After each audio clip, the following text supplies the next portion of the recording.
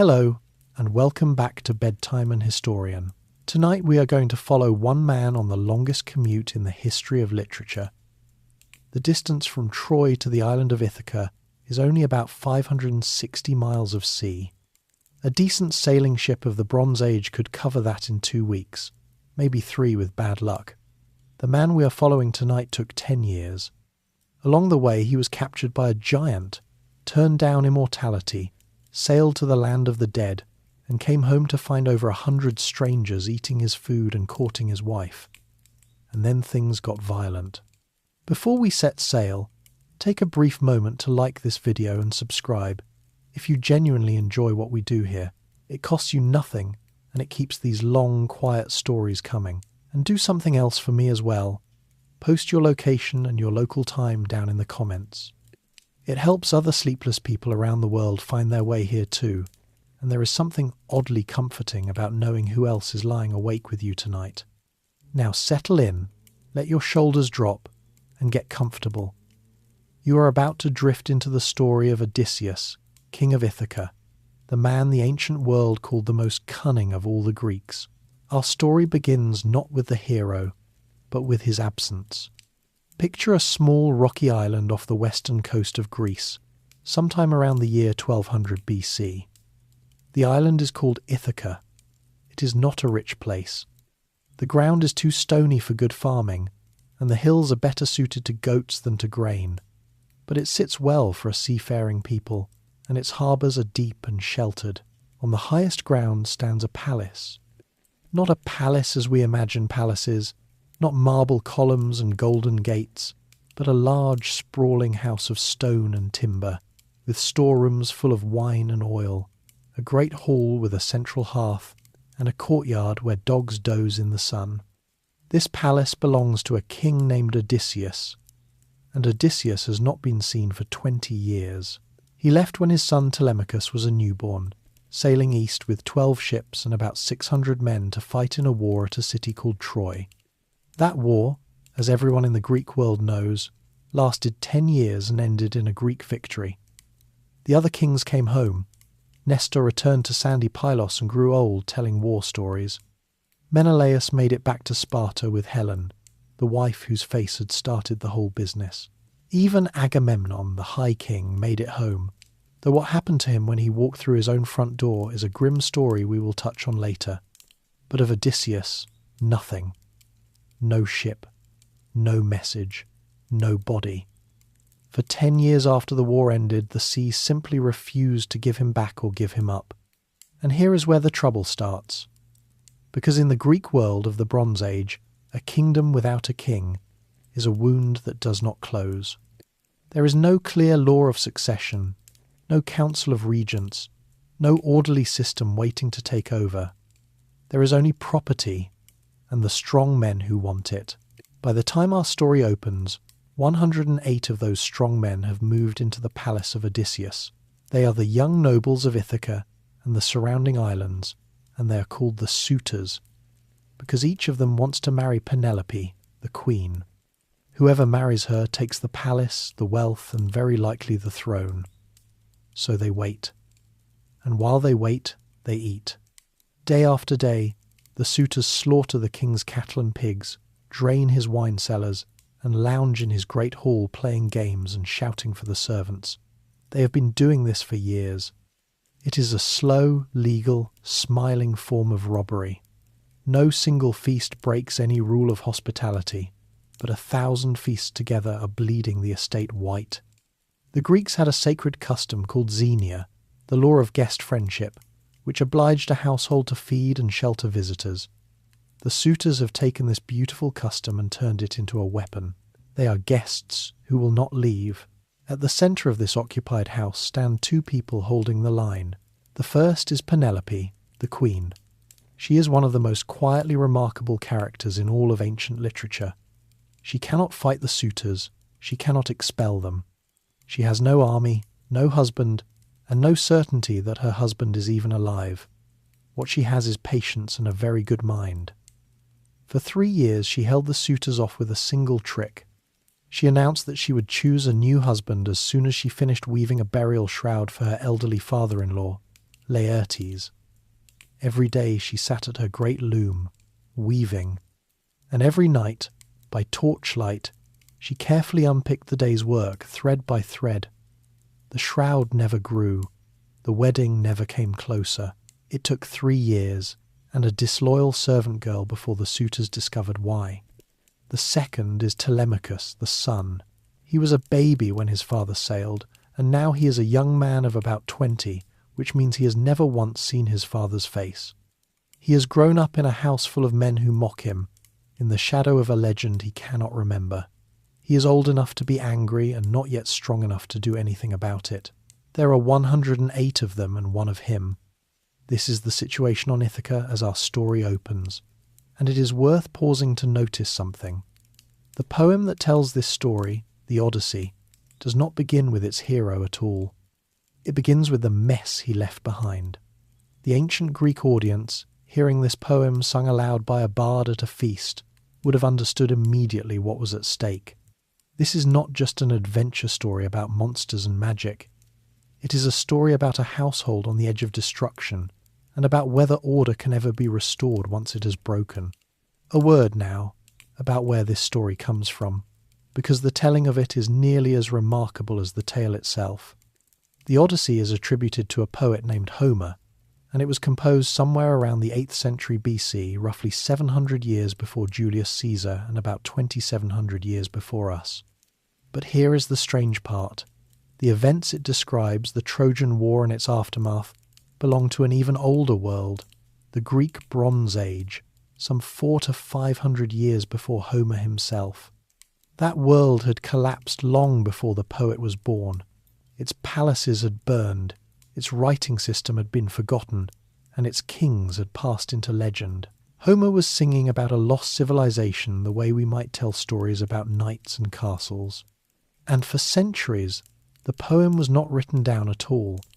It lived in the memories of professional singers who could recite tens of thousands of lines from memory, adjusting and polishing with each performance.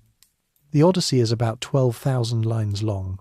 Sung aloud, it takes somewhere around 20 hours, which means the original audience experienced it more or less the way you are experiencing it tonight, in the dark, over many evenings, told by a single voice. Nobody knows who Homer really was, or whether he was one person or many, or whether he could see, since a persistent ancient tradition insisted he was blind. The Greeks themselves argued about it. 7 different cities claimed to be his birthplace, which tells you mostly that being Homer's hometown was excellent for tourism even 2,500 years ago. What matters for us tonight is the story itself, and the story now needs its missing man. Far away from Ithaca, at the very moment the suitors are carving another of his oxen, Odysseus is sitting on a beach at the edge of the world. The island is called Ogygia, and it belongs to a goddess named Calypso, who found him shipwrecked and half-drowned 7 years ago and has kept him ever since. She loves him, after her fashion. She has offered to make him immortal if he will stay and be her husband. He has refused. Every day he sits on the shore, looking east across the empty water, toward a home he has not seen in 20 years, and weeps. He does not know if his wife has remarried. He does not know his son's face. He does not know that his mother has died of grief, or that his old father has withdrawn to a farm in the hills and sleeps in the ashes like a servant. He knows only that everything he wants is on the other side of a sea that a very powerful god has closed against him. How he angered that god, how he lost all 12 ships and all 600 men, and how a war over one woman pulled him away from another. That story starts at the beginning, and the beginning is Troy, the war that started everything. To understand why Odysseus ever left his rocky island, we have to go back about a decade before the war, to a wedding problem in the city of Sparta. The king of Sparta at that time was a man named Tyndareus, and he had a daughter named Helen who was said to be the most beautiful woman in the world. This sounds like a blessing. It was closer to a security crisis.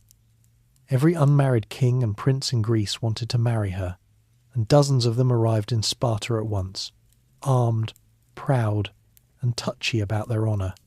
Whichever man Tyndareus chose, the others might feel insulted enough to start a war on the spot. The wedding of the century was one wrong word away from becoming a battlefield. Among the crowd of suitors was a young king from the Western Islands, not especially rich, not especially handsome, but already famous for his brains. This was Odysseus. And Odysseus, sizing up the situation, realized two things. First, he had no realistic chance of winning Helen against wealthier rivals. Second, there was an opportunity here anyway. He went quietly to Tyndareus and offered him a solution to the whole dangerous mess in exchange for a favour. The solution was this. Before any choice was announced, every single suitor would swear a solemn oath, binding before the gods, that he would accept whichever man was chosen and, more than that, would come to the defence of that marriage if anyone ever violated it. The suitors, each hoping he would be the winner, all swore.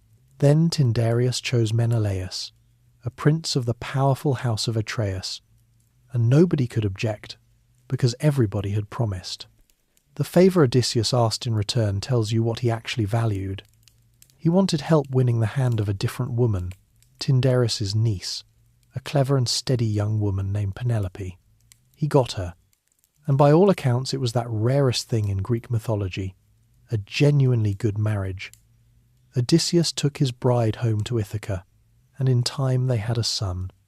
Now notice what Odysseus had done.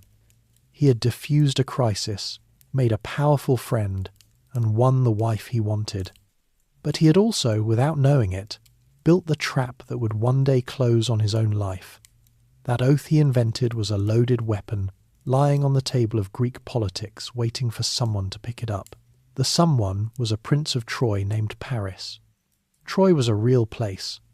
Its ruins stand today on a low hill in northwestern Turkey called Hisarlik, overlooking the strait that connects the Aegean Sea to the Black Sea. In the late Bronze Age it was a wealthy fortified city, well positioned to profit from trade passing between two seas, with massive sloping stone walls that archaeologists have actually dug out of the earth. To the Greeks, it was a rich, sophisticated, slightly foreign kingdom on the edge of their world. According to the legend, the trouble began at a wedding on Mount Olympus, when the goddess of discord tossed a golden apple inscribed with the words, "For the fairest," into a party of goddesses. 3 of them claimed it: Hera, the queen of the gods, Athena, goddess of wisdom and war, and Aphrodite, goddess of love. Zeus, showing the good judgment that kept him in power, refused to pick a winner himself and handed the decision to a mortal, a handsome young Trojan prince named Paris who was minding cattle on a mountainside. Each goddess offered Paris a bribe. Hera offered him power over all of Asia. Athena offered him wisdom and victory in every battle. Aphrodite offered him the most beautiful woman in the world. Paris, being young, chose the woman. It is generally considered the worst decision in Greek mythology, made against remarkably strong competition. The most beautiful woman in the world, of course, was already married. That did not stop Aphrodite. When Paris came to Sparta on a diplomatic visit, Menelaus received him with full honours, feasted him, and then trustingly sailed off to a funeral in Crete, leaving his guest at home with his wife. When Menelaus returned, Helen was gone, sailed away to Troy with Paris, along with a good portion of the palace treasury. Whether she went willingly or was taken by force is a question the Greeks themselves argued about for 1,000 years, and the ancient sources give you both versions. Either way, the oath came due. Menelaus went to his brother Agamemnon, king of Mycenae and the most powerful ruler in Greece, and Agamemnon sent out the call. Every man who had sworn the oath of Tyndareus was now bound to sail against Troy and bring Helen back. And here we meet one of the most human moments in the whole legend. Odysseus did not want to go. He was no coward, but he could count. Troy was far away, its walls were famous, and the war promised to be long. He had a young wife, an infant son, and a kingdom that needed him. An old prophecy was said to have warned him that if he went to Troy, he would not return for 20 years, and would come back alone and unrecognized. So when the recruiters arrived on Ithaca, led by a sharp-minded noble named Palamedes, Odysseus tried the only escape available to a man bound by a sacred oath. He pretended to be insane. The recruiters found the king of Ithaca ploughing a field, but ploughing it wrong in every way a field can be ploughed wrong. He had yoked an ox and a donkey together, two animals of different sizes and speeds, so the plough lurched and wandered. He was sowing the furrows with salt instead of seed. He stared through his visitors as if they were not there. A madman cannot swear oaths, and a madman cannot fight. It was a good performance. Palamedes did not believe a word of it, and he devised a test as ruthless as it was simple. He took the infant Telemachus from his nurse and placed the baby on the ground directly in the path of the oncoming plough. Odysseus swerved. Of course he swerved, and in that swerve the whole performance collapsed. A man sane enough to save his son was sane enough to go to war, so Odysseus went. He never forgave Palamedes, and years later, at Troy, he would take a cold and carefully constructed revenge on him, forging evidence that framed Palamedes as a traitor and getting him stoned to death by the army. It is one of the darkest stories attached to Odysseus, and the Odyssey itself politely never mentions it. But it is worth knowing, because it shows you the other edge of the blade. The cleverness that saves Odysseus again and again in the story we're about to follow could also destroy, and did. Once caught, Odysseus threw himself into the war effort with the energy of a man who knows the fastest way home is through. He became the expedition's chief recruiter and fixer. His most famous catch was a teenager hidden on the island of Skyros, disguised in girl's clothing among the daughters of the local king, because his goddess mother knew he was fated to die at Troy. The boy's name was Achilles, and he was prophesied to be the greatest warrior of his generation. Odysseus found him with a trick, naturally. He arrived disguised as a peddler and laid out his wares before the king's daughters, fine cloth and jewellery, with a spear and shield mixed in among them. Then he arranged for a war trumpet to sound an alarm. The girls scattered. One of them grabbed the spear and shield and stood ready to fight. Odysseus had his man. By the time the fleet gathered at the port of Aeolus, it was the largest armed force the Greek world had ever assembled. More than 1,000 ships, according to the poets, drawn from every kingdom of Greece. Odysseus commanded his 12 ships from Ithaca and the western islands, a modest squadron beside the 100 ships of Agamemnon. But the High King had not brought him along for his numbers. The wind failed at Aeolus, and the fleet sat trapped in harbour until Agamemnon, told by a priest that he had offended the goddess Artemis, paid the price she demanded, the sacrifice of his own daughter Iphigenia, lured to the camp with the promise of a wedding. The wind rose, the fleet sailed, and behind it, in Mycenae, a queen named Clytemnestra began the long, patient hatred of her husband that would one day finish what Troy could not. The 1,000 ships crossed the Aegean toward a war everyone expected to be short. It would consume 10 years, and the best men of a generation. And in the middle of it all, holding the fraying enterprise together with words, tricks, and sheer stubbornness, would be the man who had tried to plough his way out of coming, 10 years before the walls. The Greeks beached their ships on the shore below Troy, built a fortified camp, and settled in for what they still believed would be a quick campaign. It lasted 10 years, and to understand why, you only need to look at the walls. The walls of Troy were the finest fortifications in that corner of the world, high-sloping courses of cut stone crowned with brick, anchored by towers, and so famous that legend claimed gods had helped build them. The Greeks of the Bronze Age had no siege towers, no catapults, no engineering tradition for cracking a fortress of that scale. What they had was infantry, chariots, and time. So the war became something slower and stranger than a siege as we imagine one. The Greeks could not seal the city off completely, and the Trojans, backed by allies from all over Anatolia, could not push the invaders back into the sea. For years the fighting rolled back and forth across the plain between the walls and the ships, while Greek squadrons raided the surrounding towns for food, treasure, and captives. In that long grind, different men mattered in different ways. Achilles was the spearhead, the terror of the battlefield, worth a regiment by himself. Great Ajax was the wall, the huge man with the huge shield who never broke. Agamemnon held the command, and Nestor, the old king of Pylos, supplied seasoned advice. Odysseus became something else, something no other leader could be. He was the mind of the army. When the Greeks needed a negotiator, they sent Odysseus. Before the fighting even began, he and Menelaus walked into Troy itself under diplomatic protection and stood before the Trojan assembly to demand Helen's return. The Trojans who heard him speak remembered it years later. He did not look like much at first, they said.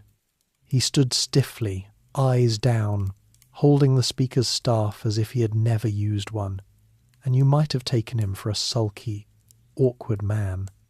Then he began to speak, and the words came like snowflakes in a winter storm, and no man alive could match him. Troy refused the demand anyway. There were Trojans who wanted to hand Helen back and end the danger, but the court around old King Priam chose war. When the army's morale cracked, it was Odysseus who repaired it. In the 9th year, Agamemnon made the mistake of testing his exhausted troops by suggesting they give up and sail home, expecting them to refuse. Instead, they cheered and bolted for the ships. The whole 10-year enterprise was minutes from dissolving. It was Odysseus who ran through the mob, snatching the royal staff, shaming the officers, striking the loudest agitator, and driving the army back to its assembly. He talked them back into their own war. No sword accomplished more that day. When quarrels broke out at the top, it was Odysseus they sent to fix them. The most dangerous quarrel of all came late in the war, when Agamemnon insulted Achilles over a captive woman named Briseis, and Achilles, the indispensable man, withdrew himself and his troops from the fighting and sat in his tent while Trojan attacks reached the Greek ships and set them burning. Agamemnon, humbled, offered a fortune in gifts to bring him back, and chose Odysseus to lead the embassy and make the case. Odysseus laid out the offer with every persuasive skill he had. Achilles refused him. It is one of the few recorded defeats of Odysseus in the art of talking, and it took the death of Achilles' dearest friend Patroclus to do what words could not. And when the work was dirty, Odysseus did that too. One black night, he and the warrior Diomedes slipped out of the camp to scout the enemy lines. They caught a Trojan spy named Dolon creeping the other way, promised him his life for information, emptied him of everything he knew, and then killed him anyway. Then they used what they had learned to raid the camp of a newly arrived Trojan ally, the Thracian king Rhesus, slaughtering him and 12 of his men in their sleep and driving off his magnificent horses. On another occasion, Odysseus disguised himself as a beggar, whipped and bloodied, and infiltrated Troy itself to gather intelligence. Inside the city, Helen recognized him, and, weary of Troy, kept his secret. Later still, he and Diomedes stole into the city a final time and carried off the Palladium, the sacred image of Athena on which, prophecy said, the safety of Troy depended. You may notice that these exploits are not exactly glorious in the way Achilles was glorious. Night raids, disguises, interrogations, theft. Homeric warfare had a code, and Odysseus operated at its edges. The Greeks themselves felt this tension. Later centuries would argue about him endlessly, some celebrating the resourceful hero, others condemning the liar and schemer. He is the rare legendary figure who is both the most admired and the most distrusted man in his own story. The war ground on, and it consumed the great names one by one. Hector, the noble defender of Troy, fell to Achilles in single combat beneath the walls, and Achilles, mad with grief for Patroclus, dragged the body behind his chariot in the dust. Old King Priam crossed the plain alone at night to kneel before his son's killer and beg for the corpse, and Achilles, moved at last, gave it back. That truce for a funeral is where the Iliad, the other great Homeric poem, ends. But the war did not. Achilles himself died soon after, as prophecy had always said he would, shot down by an arrow from Paris, guided, the poets said, by the god Apollo, striking the one vulnerable spot on his body, the heel that has carried his name into every language since.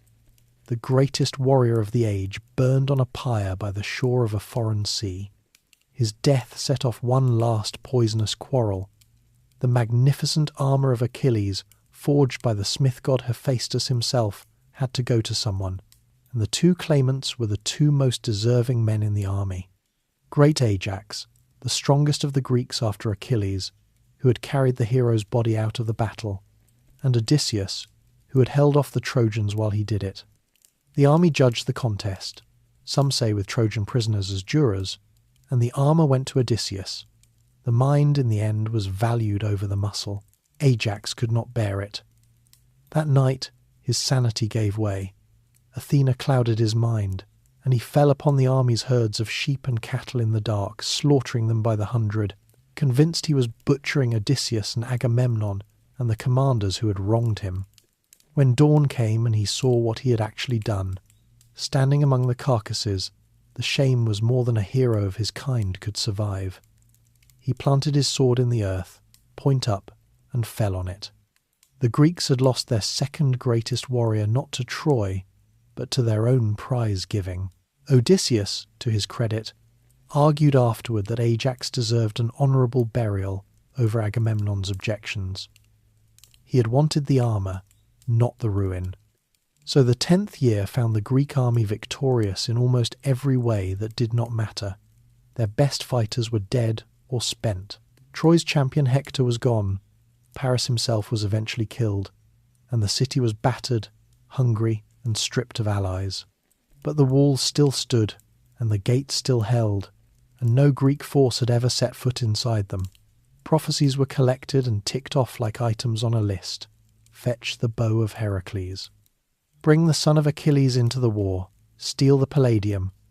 Odysseus arranged them all. Still the city stood. 10 years of blood had proven one thing beyond argument. Troy could not be taken by force. If it fell, it would fall to something else. And on the shore by the ships, the man who had spent a decade as the army's brain began to turn over an idea.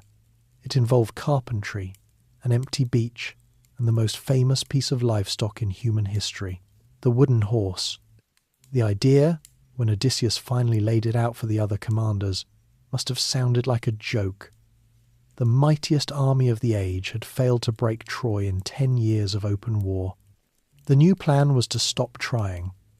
Instead, the Greeks would pretend to give up, and they would leave a present. Here is how it worked. Under the direction of a craftsman named Epius, and with the guidance of Athena, the Greeks built an enormous hollow horse of wooden planks, tall as a siege tower, polished and finished like an offering to the gods. Inside its belly was a hidden compartment, with room for a picked force of armed men. The number varies by the telling, from a couple of dozen to more than 50, but every version agrees on who commanded them. Odysseus sat inside his own idea, in the dark, with the best remaining warriors of Greece packed around him. Then the army did the hard part. It vanished. The Greeks burned their camp, dragged their ships into the sea, and sailed away in full view of the walls, leaving the great horse standing alone on the empty shore. The fleet did not go home. It went just over the horizon, to the island of Tenedos, and waited. One man stayed behind on purpose.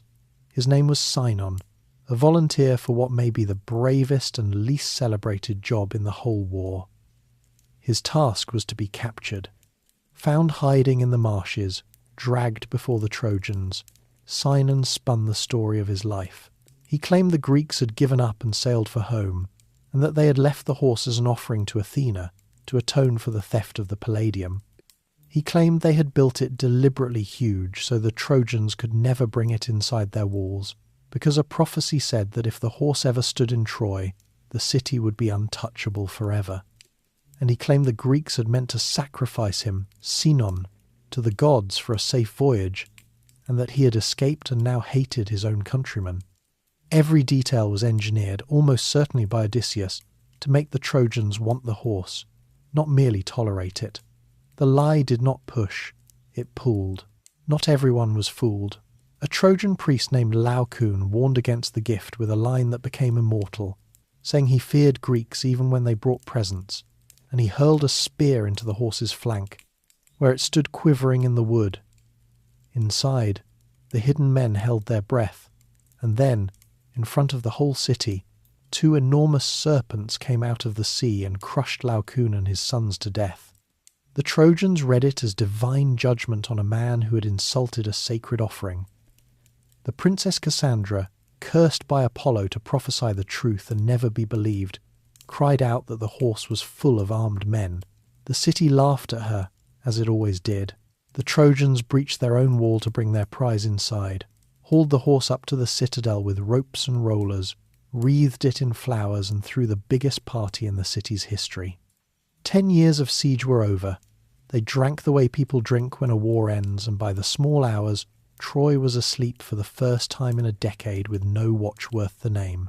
In the darkness inside the horse, there had been one last test of nerve. Helen herself had come down to the horse in the evening, and, whether from suspicion or mischief or some divided loyalty of her own, had circled it, calling out to the hidden men, imitating the voices of their wives. One of the warriors, hearing his wife's voice after 10 years, nearly answered. Odysseus clamped a hand over his mouth and held it there until Helen gave up and walked away. In some tellings he held the man down until he had strangled the life out of him, rather than let him make a sound. That is likely a later embroidery, but it captures a truth about that night. Everything, the war, the fleet, every life in the horse, hung on silence. Deep in the night, Sinon slipped out and lit a signal fire. On Tenedos, the fleet saw it and turned back for the shore, and inside the citadel, a hatch opened in the belly of the horse, and Odysseus and his men came down a rope ladder into the sleeping heart of Troy. They killed the few sentries, opened the gates, and let the returning army pour in. What followed was not a battle, it was the sack of a city, and the ancient tellings do not soften it. The Trojans woke to fire and screaming and armed men already in their streets. Some fought back magnificently and hopelessly, half-armed, in doorways and courtyards. Priam's palace became a slaughterhouse. The old king himself put on armour his body could no longer carry, and his wife Hecuba pulled him back to shelter at the household altar, the most sacred place of refuge in his world. It did not save him. Neoptolemus, the teenage son of dead Achilles, killed Priam at the altar itself, one of the great sacrileges of that terrible night. There were others, and the poets recorded them like charges in an indictment. Cassandra fled to the temple of Athena and clung to the statue of the goddess, and a Greek commander called Ajax the Lesser, a different man from the great Ajax, tore her away from it and violated her in the sanctuary. Hector's small son Astyanax was thrown from the walls, killed as a child so he could never grow into an avenger. The women of the royal house, queens and princesses of the richest city in that world, were divided among the victors as property. Andromache, Hector's widow, went to the son of the man who had killed her husband. Hecuba, the old queen, went to Odysseus. By morning, Troy was a smoking ruin, and everything the Greeks had come for was in their ships. Helen was returned to Menelaus, who had sworn to kill her on sight, and found, standing in front of her, that he could not.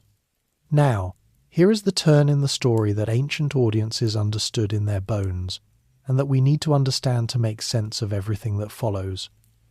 The Greeks had won the war, and in the winning of it, they had lost the gods. Greek religion was not a religion of mercy, but it was a religion of limits. Altars were sacred, temples were sacred. Suppliants, people who placed themselves under a god's protection, were untouchable. On the night Troy fell, the victors broke every one of those limits, drunk on 10 years of pent-up rage. Athena, who had backed the Greeks through the entire war, who had helped design the horse itself, turned on them overnight because of the outrage against Cassandra in her own temple. When the army failed to punish Ajax the Lesser for it, her anger settled on the whole fleet. The homecomings, as a result, became a second catastrophe. The Greeks quarrelled before they even sailed, splitting the fleet. Storms scattered them across the eastern Mediterranean. Ajax the Lesser was shipwrecked, dragged himself onto a rock, boasted that he had survived in spite of the gods, and was promptly smashed into the sea by Poseidon for the remark. Menelaus was blown to Egypt and wandered for 7 years. Agamemnon reached home swiftly, which turned out to be the worst luck of all. His wife Clytemnestra, who had spent 10 years remembering the daughter he sacrificed at Aeolus, welcomed him with a red carpet, a bath, and a knife. The High King of the Greeks, conqueror of Troy, was butchered in his own house on the day of his return. And Odysseus, who had built the horse and won the war, put to sea from the ruins of Troy with his 12 ships and roughly 600 men, expecting, like everyone else, to be home in a few weeks. The gods had other plans, and so, in fairness, did Odysseus' own choices. The city he had burned would be avenged not by armies but by geography, weather, appetite, and one very large angry shepherd. The journey was about to begin. The fleet set sail. 12 ships stood off the Trojan shore in the early summer light, loaded low in the water with plunder. Each was a black-hulled galley of the Bronze Age type, perhaps 50 men to a ship, a single mast with one square sail, and benches of rowers for when the wind failed. No decks to sleep under, no cabins, no compass, no charts. Sailors of that age navigated by coastlines, landmarks, stars, and accumulated memory, and they beached their ships at night whenever they could, because the open sea after dark was no place for sensible men. The route home was simple, and every man aboard knew it. Southwest along the coast of Asia Minor, island hopping across the Aegean, around the southern capes of Greece, then north up the western coast to Ithaca, 560 miles or so, a few weeks of sailing. Some of the men had been teenagers when they left home. They were now in their 30s, and their sons, like Telemachus, were nearly grown. Every hour of sailing was an hour closer to faces they had spent 10 years trying to remember. And then, at the very first opportunity, they threw it away. The coast of Thrace lay near their route, and on it stood the city of Ismarus, home of a people called the Cicones, who had been allies of Troy. To a Bronze Age war fleet, an enemy city with its army gone was not a place to avoid. It was a target. Raiding was not considered piracy in that world, or rather, piracy was not considered shameful. It was what armed men in ships did, an accepted way for kings to grow rich, and after 10 years of war it was practically a reflex. Odysseus gave the order, and the fleet fell on Ismarus. The raid succeeded the way these things succeeded. The town was sacked, its men killed, its women and treasure divided among the crews. Odysseus, telling the story later, is completely matter-of-fact about it. This is worth pausing on, because it is our first clear look at the hero outside the war, and he does not look much like a hero.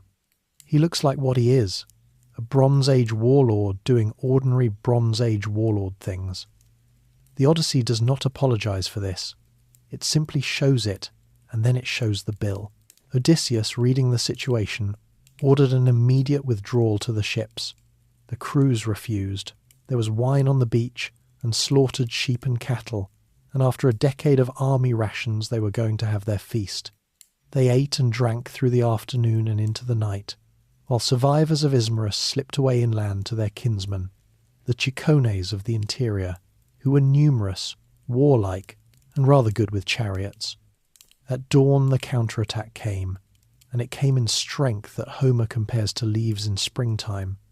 The Greeks, heavy with wine and mutton, had to form up on an open beach against fresh troops. They held through the morning.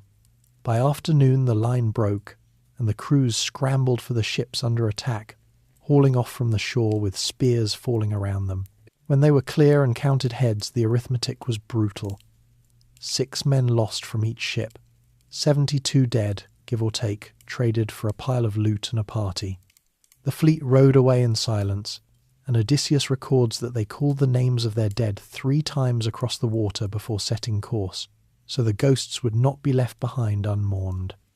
It is an ugly little episode, and it is placed at the front of the voyage on purpose. Before any monsters appear, before any god intervenes, the pattern of the whole journey is set in miniature at Ismarus. Odysseus gives sound orders. The crew disobeys them for the sake of appetite. Men die. Remember that pattern. It will repeat, at larger and larger scale, until there is no crew left. The fleet ran southwest with a following wind, licking its wounds, and made for the southern tip of Greece. They passed the island of Cythera and came to the last great obstacle on the route, Cape Malea, the southeastern fingertip of the Greek mainland. And here we must speak of geography for a moment, because Cape Malea is not a legend. It is a real headland, and it has been feared by real sailors for as long as ships have existed.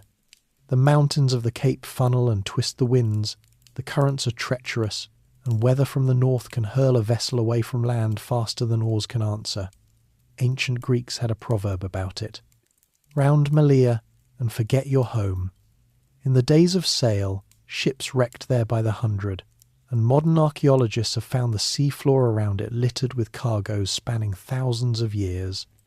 Odysseus's fleet reached Malea, turned the corner, and was nearly home. Ithaca lay perhaps a week away. Then the north wind came down like a fist. The storm caught the 12 ships at the worst possible place and drove them bodily away from the cape, south past Cythera, out into open water. For 2 days and nights they ran before it, sails torn, unable to claw back. On the 3rd day the sky cleared, and they raised sail and tried to beat back north. The wind and current would not let them. 9 days, Odysseus says. The winds carried them across the fish-filled sea, away from every coastline any man aboard had ever seen or heard described. 9 days is the poem's way of drawing a line on the map and then erasing the map. Somewhere in those 9 days, the fleet crossed out of the known world. Everything before Malea is real geography you can visit today. Troy, Ismarus, Cythera, the Cape itself. Everything after it belongs to a different kind of space, a sea of islands that appear on no chart, populated by beings that follow no human rules. Ancient readers already argued about where the Lotus-Eaters or the Cyclops were supposed to live, pinning them hopefully to Libya or Sicily, and the geographer, Eratosthenes, a very sensible man, said you would find the route of Odysseus when you found the cobbler who sewed the bag of the winds. He meant that you would not. For the men on the ships, of course, it was not a literary transition. It was slow, dawning dread. Bronze Age sailors lived by known coasts the way we live by roads, and they were now beyond all of them, running on guesswork, with the water skins going flat and no idea what shore would rise ahead. 10 years of war had at least been 10 years in a known place. This was something new, the particular fear of being lost, which is different from the fear of being attacked, and in some ways worse, because there is nothing to fight. On the 10th day, a low green coastline lifted over the horizon. The ships ran in, found fresh water, and the exhausted crews ate a meal on the beach of whatever they had left. It seemed a gentle place. No walls, no chariots, no spear points glinting on the hills. Odysseus, cautious now after Ismarus, did not land the whole force. He picked 2 sailors and a herald, 3 men, and sent them inland with the simplest instructions in the world. Find out who lives here and whether they eat bread, which was the Greek way of asking whether the inhabitants were civilized human beings. The 3 men walked into the green interior of the country, and they did not come back. The land of the Lotus-Eaters. The people of that coast were called the Lotus-Eaters, and they were, by every outward measure, the kindest hosts Odysseus would meet on his entire voyage. They did not attack the 3 scouts. They did not rob them, enslave them, or hold them for ransom. They welcomed the strangers, sat them down, and shared their food, which is exactly what the sacred law of hospitality asked of them. The food was the fruit of the lotus, a sweet flowering plant that was the whole of their diet and, as far as anyone could tell, the whole of their civilization. And whoever ate it stopped wanting to go home. That is the entire mechanism of the episode, and its quiet horror. The lotus did not poison the body or enslave the will. The scouts were awake, healthy, comfortable, and perfectly content. They simply no longer cared about Ithaca. The wives and children they had spent 10 years fighting to return to faded into a pleasant irrelevance, like a story about someone else. All they wanted was to stay where they were, among the Lotus-Eaters, eating lotus forever. When you consider what these particular men had endured to get even this far, war, storm, the beach at Ismarus, there is something almost merciful in it. The Lotus offered them the one thing no god had offered, an end to wanting. Odysseus understood the danger at once, and his response tells you a great deal about him. He did not negotiate, and he did not send more men, and he certainly did not sample the fruit himself to assess the threat. He went in personally with a rescue party, seized the 3 weeping scouts by force, dragged them back to the ships as they begged to stay, and tied them to the rowing benches. Then he ordered every other man aboard immediately, before anyone else could taste the fruit. And the fleet pulled away from that gentle coast at speed, with 3 of its sailors lashed down and sobbing for the shore. It is a small episode, barely 20 lines in Homer, with no battle and no body count, and yet the poet placed it first among all the strange encounters of the voyage, ahead of giants and witches and monsters, and thinkers have been unpacking it ever since. Because the Lotus-Eaters establish what the entire Odyssey is actually about, and it is not seafaring, it is memory, and the terrible effort of continuing to want something difficult when something easy is within reach. Consider the shape of the threat. Every other danger on this voyage will attack the body. The Lotus attacked the homecoming itself, the desire for it, the engine that made the whole journey mean anything. A man killed by a monster dies on the way home. A man who eats the lotus is worse than dead, in the poem's terms, because the way home no longer exists inside him. Nothing has been taken from him, except the wanting, and without the wanting, he is no longer going anywhere. He is just alive, indefinitely, pleasantly, in a place that is not his. The Greeks had a word that sits at the centre of this poem, nostos, meaning homecoming, the return of the hero across the sea. Pair it with another Greek word, algos, meaning pain, and you get a word that was actually coined thousands of years later by a Swiss medical student to describe homesick soldiers, nostalgia, the ache for return. The Odyssey is the founding document of that ache, and the Lotus-Eaters are its founding warning that the ache can be cured, and that the cure is a kind of death. Odysseus drags his men back to their benches, not because the lotus will hurt them, but because it will make them stop hurting, and the hurt is the only compass they have. It is also worth noticing who succumbed and who did not. The scouts ate. Odysseus did not. Through the whole voyage this will hold. The crew reaches for whatever is in front of them: food, wine, plunder, sleep, safety. And Odysseus, whatever his other failings, keeps choosing the difficult thing that is further away.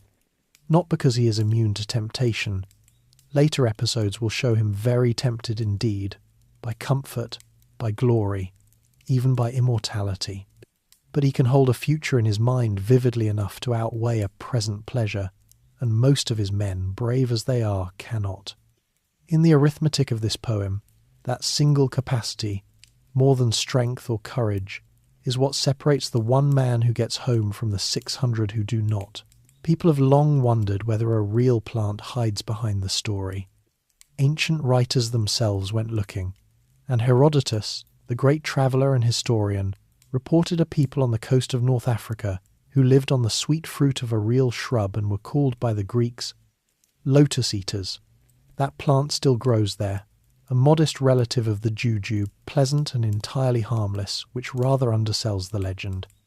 Others have proposed the blue water lily of the Nile, which has mild sedative properties, or the opium poppy, known and cultivated in the Bronze Age Mediterranean, whose effects on motivation need no elaboration.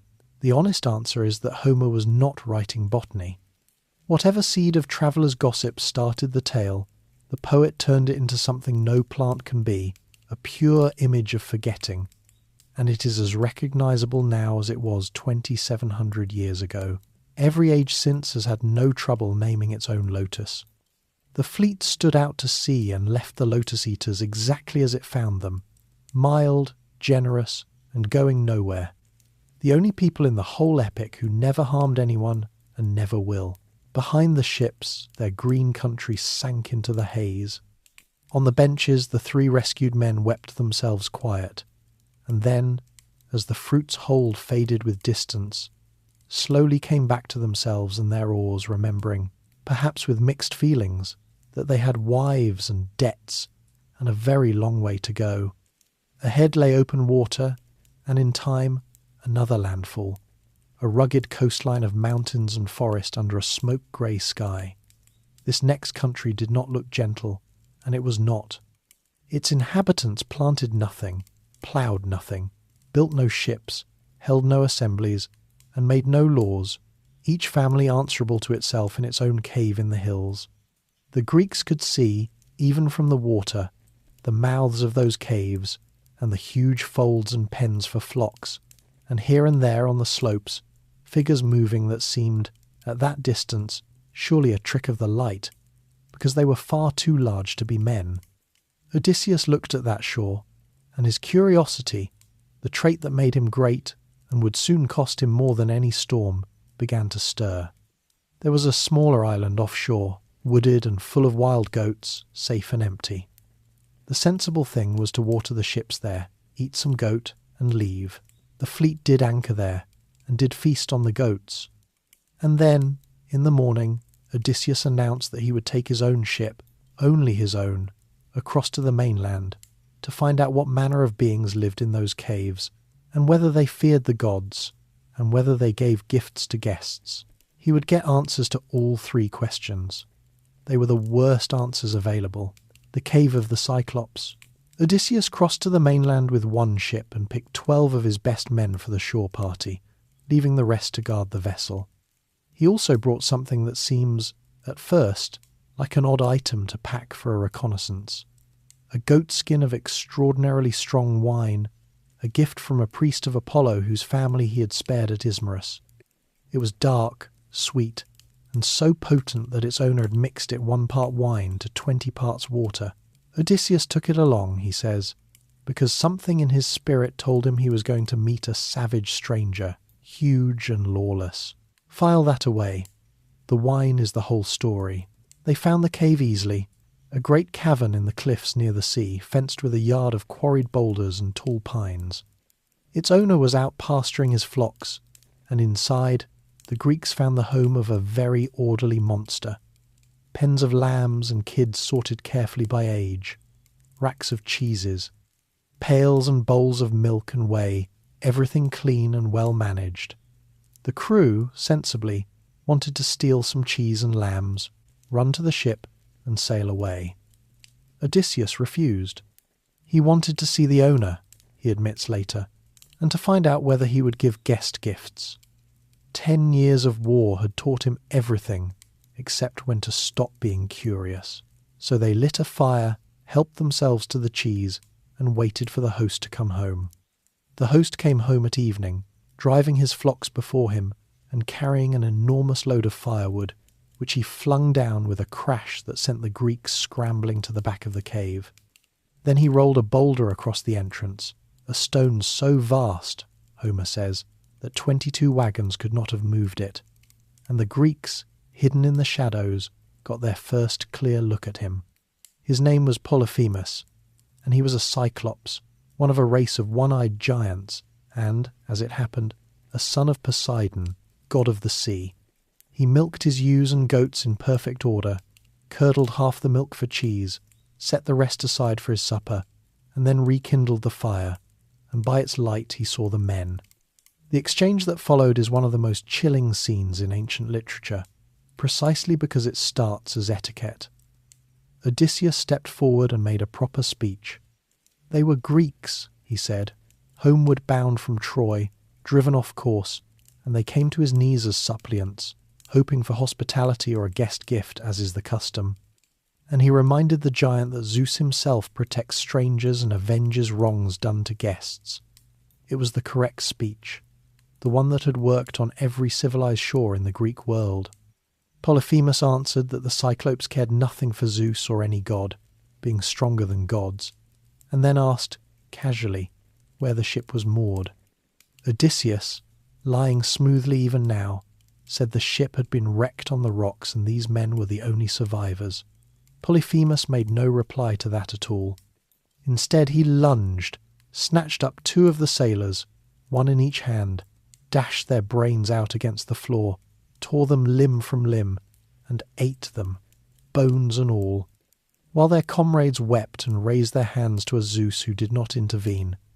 Then he washed down his meal with milk, stretched out among his sheep, and went to sleep. Consider Odysseus's position in that moment, because it is a perfect trap. His sword was at his side, and he was seriously tempted to creep over and drive it into the giant's liver. He stopped himself with a piece of cold reasoning. The boulder. If Polyphemus died, the door of the cave would stay shut forever, because all the men together could not shift that stone. Killing the monster meant starving to death beside his corpse. The prison and the jailer had to be kept alive. Whatever escape existed would have to leave the giant able to open the door, and unwilling or unable to stop them going through it. It is, if you step back, a genuinely elegant logic problem, being solved in the dark by a man listening to his friends being digested. Morning came, and Polyphemus breakfasted on 2 more sailors, then drove his flocks out to pasture, rolling the boulder back into place behind him as easily as a man caps a quiver. And through that long day, locked in the cave, Odysseus built his plan. There was a great club of green olive wood lying in the cave, big as a ship's mast. He cut a fathom's length from it, and his men shaved it smooth and sharpened one end to a point, and hardened the point in the fire, and hid the stake under the dung heaps. Then they drew lots for the 4 men who would help him drive it, and the lots, Odysseus notes, fell on exactly the men he would have chosen. Evening came, and the giant returned, and ate 2 more men. 6 gone now of 12. And now the wine. Odysseus filled a bowl with the priest's undiluted vintage, and offered it to Polyphemus, politely, as a gift. The drink meant to accompany the meal of human flesh. The giant drained it and demanded more, and more again, and then, mellowing horribly, offered his guest a gift in return, and asked his name. The answer Odysseus gave is the most famous lie in Western literature. "My name," he said, "is Nobody. That is what my mother and father and all my friends call me, Nobody." And Polyphemus, drunk and delighted with his own wit, announced his guest gift. He would eat nobody last, after all his companions. Then he toppled backward and passed out, so deep in wine that he vomited in his sleep. The Greeks pulled the stake from its hiding place and heated the point in the embers until the green wood was glowing and ready to catch. Odysseus says, a god breathed courage into them then, and they needed it. 4 men lifted the beam, Odysseus guided the point, and they drove it into the giant's single closed eye and leaned on it. And Odysseus spun it from above the way a shipwright spins a drill, and the eye hissed around the burning point, the way hot metal hisses when a smith plunges it into cold water. Polyphemus woke screaming, tore the stake out, and bellowed for help, and his fellow Cyclopes came running through the night from their caves in the hills and gathered outside the sealed boulder, asking what was wrong. Was someone stealing his flocks? Was someone killing him by treachery or violence? And from inside the cave came the anguished answer, nobody is killing me. Nobody, by treachery. His neighbours considered this. If nobody was harming him, they reasoned, then his trouble came from Zeus and was his own affair, and he should pray to his father Poseidon about it. And they went back to bed. The trap of the name had sprung perfectly. The victim's own cry for help had dismissed his rescuers, but the blinded giant still held the door. He rolled the boulder aside and sat in the entrance with his arms spread, feeling for anyone who tried to slip out among the sheep. He may have been a monster, but he was not entirely a fool, so Odysseus produced his second device. Working quietly in the depths of the cave, he lashed the giant's fat woolly rams together in threes with willow branches from the monster's own bed. Under the belly of each middle ram, he tied one of his men, with the flanking rams shielding him on either side. For himself he took the biggest ram of the flock and clung underneath it by hand, buried in the fleece. At dawn the rams pushed out to pasture as they always did, and Polyphemus stroked the back of every animal as it passed, and felt nothing but wool. His favourite, the great ram carrying Odysseus, came last, and the giant paused and spoke to it, gently, wondering aloud why the leader of the flock was slow today, and whether it grieved for its master's eye, and promising what he would do to nobody if he ever caught him. Then he let it through. Sometimes the most unsettling moment in a horror story is the tender one. Beyond the boulder, out of arm's reach, the Greeks untied themselves, ran for the ship driving the fat rams before them, and pulled hard for open water. 6 men fewer than they had come, but alive, free, and clear. And that should have been the end of it. It very nearly was. Nobody's fatal boast. The ship pulled away from the shore of the Cyclops, oars beating fast, the stolen rams bleating in the hold. Behind it, on the cliff top, the blinded giant felt his way along the rocks, following the sound of the rowing. The sensible course was silence. Every stroke brought distance, and distance was safety, and the men at the oars knew it. Odysseus could not help himself. When the ship was about as far offshore as a shout can carry, he stood up and delivered one. "Cyclops," he called, "if anyone asks how you lost your eye, tell them it was your own fault for devouring guests in your house, and that Zeus and the gods have punished you." The response was immediate and nearly fatal. Polyphemus wrenched the top off a hill and hurled it at the sound of the voice. The rock came down just ahead of the bow, and the wave it threw up drove the ship backward toward the beach, so close that the crew had to pole off the land and row for their lives. The men begged Odysseus, in so many words, to stop talking to the giant. Why provoke a creature that throws geography? He did not stop. This is the moment the whole voyage turns on, so let us slow down and watch it happen. The ship clawed out to twice the distance, and Odysseus rose again, and this time his shipmates physically tried to hold him back and talk him down. It was no use. Something in him, and Homer lets us see exactly what, needed the monster to know. "Cyclops," he shouted across the water, "if anyone asks who blinded you, tell them it was nobody. Tell them it was Odysseus, sacker of cities, son of Laertes, whose home is on Ithaca, name, title, father, and home address." He gave the monster everything. To understand why a clever man would do something so catastrophically stupid, you have to understand what a name meant in his world. The trick with nobody had saved 12 lives, but it carried a hidden price. As long as the giant thought nobody had beaten him, then in the accounting of fame that Greek heroes lived by, nobody had. The deed existed, but the credit did not. Heroes of that age lived and died for Kleos, the glory of having your name attached to your deeds and carried down the generations in song. An anonymous triumph was, in that currency, worthless. Standing in that boat, Odysseus was choosing between safety and signature, and he chose signature. It is the same appetite that took him into the cave in the first place, and it is about to be priced accurately. Because here is what he did not know. Polyphemus was not merely a large shepherd. He was a son of Poseidon, god of the sea, shaker of the earth, the second most powerful being in the Greek cosmos. And a curse, in Greek belief, was not a vague expression of ill will. It was a formal legal instrument, a petition addressed to a god. To file one effectively, you needed the offender's true name. Odysseus had just shouted his across the water, with his father's name and home port attached, like a man handing his full identification to the plaintiff in a lawsuit. Polyphemus lifted his hands to the starry sky and prayed, "Hear me, Poseidon, dark-haired encircler of the earth. If I am truly your son, grant that Odysseus, sacker of cities, son of Laertes, whose home is on Ithaca, may never reach that home.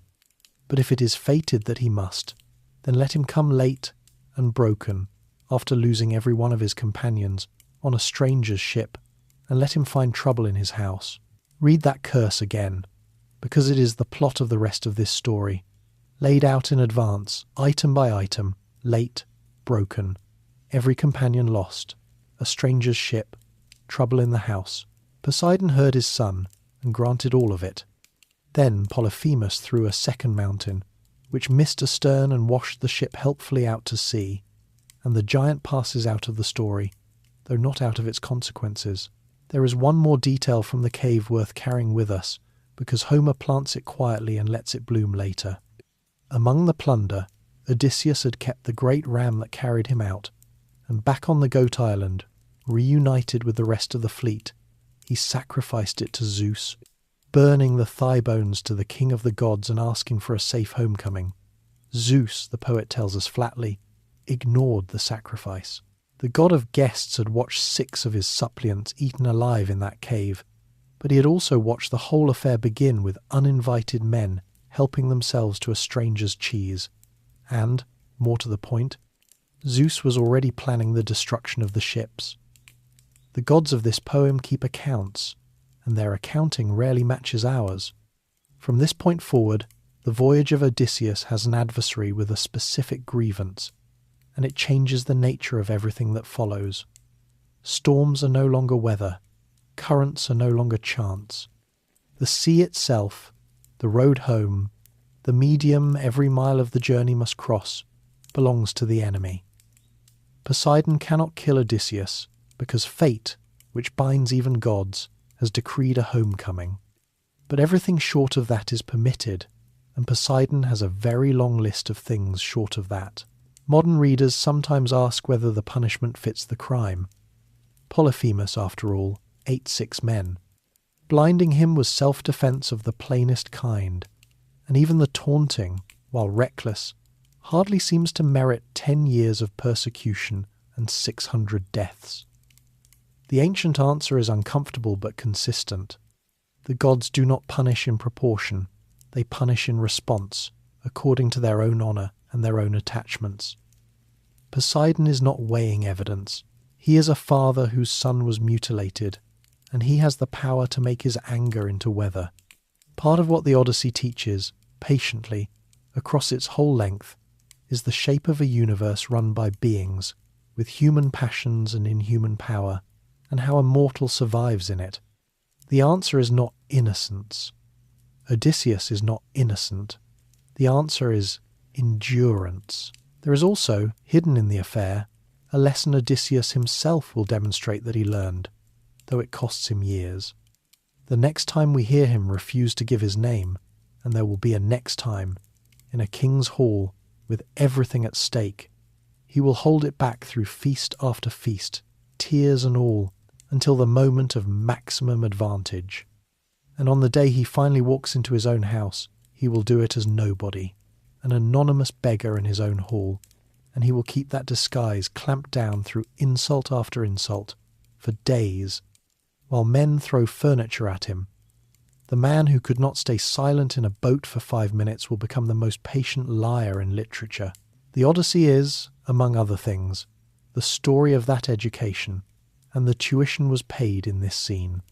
The 12 ships gathered, divided the sheep of Polyphemus fairly, feasted, and slept on the beach. At dawn they rowed out in formation, grieving their dead, glad of their lives, and unaware that a curse was now travelling with them, written into the water under their keels. Their next landfall, for once, looked like genuine good luck. A floating island ringed with a wall of bronze, and on it a happy king with a very unusual gift to give. For 30 days, everything was about to go right, and then a piece of luggage would undo the world, the bag of winds. The island of Aeolia was unlike anything the Greeks had seen. It floated free on the sea, unanchored to the earth, ringed by an unbroken wall of bronze rising from sheer cliffs. Its ruler was Aeolus, and Zeus had given him a unique office in the machinery of the world. He was the keeper of the winds, all of them. Every gale, breeze and hurricane on earth answered to this one cheerful administrator on his floating island.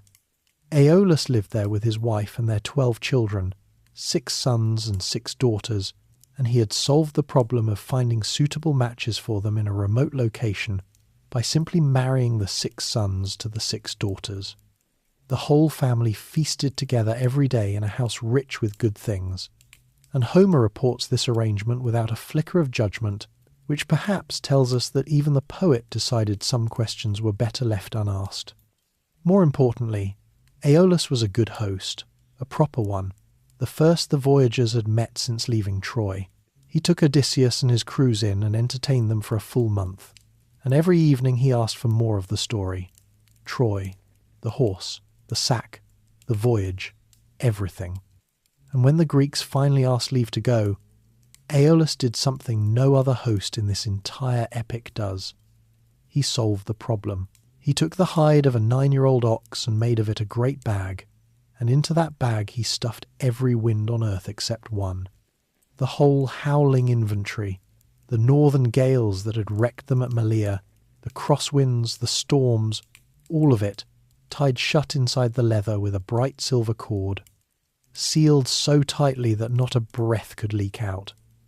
Then he stowed the bag in the hold of Odysseus's ship and set the one remaining wind, a steady, gentle breeze from the west, to blow the fleet directly home. It was not a gift so much as a guarantee. With every contrary wind in the world imprisoned in the hold, nothing in the sky could stop them. And nothing in the sky did.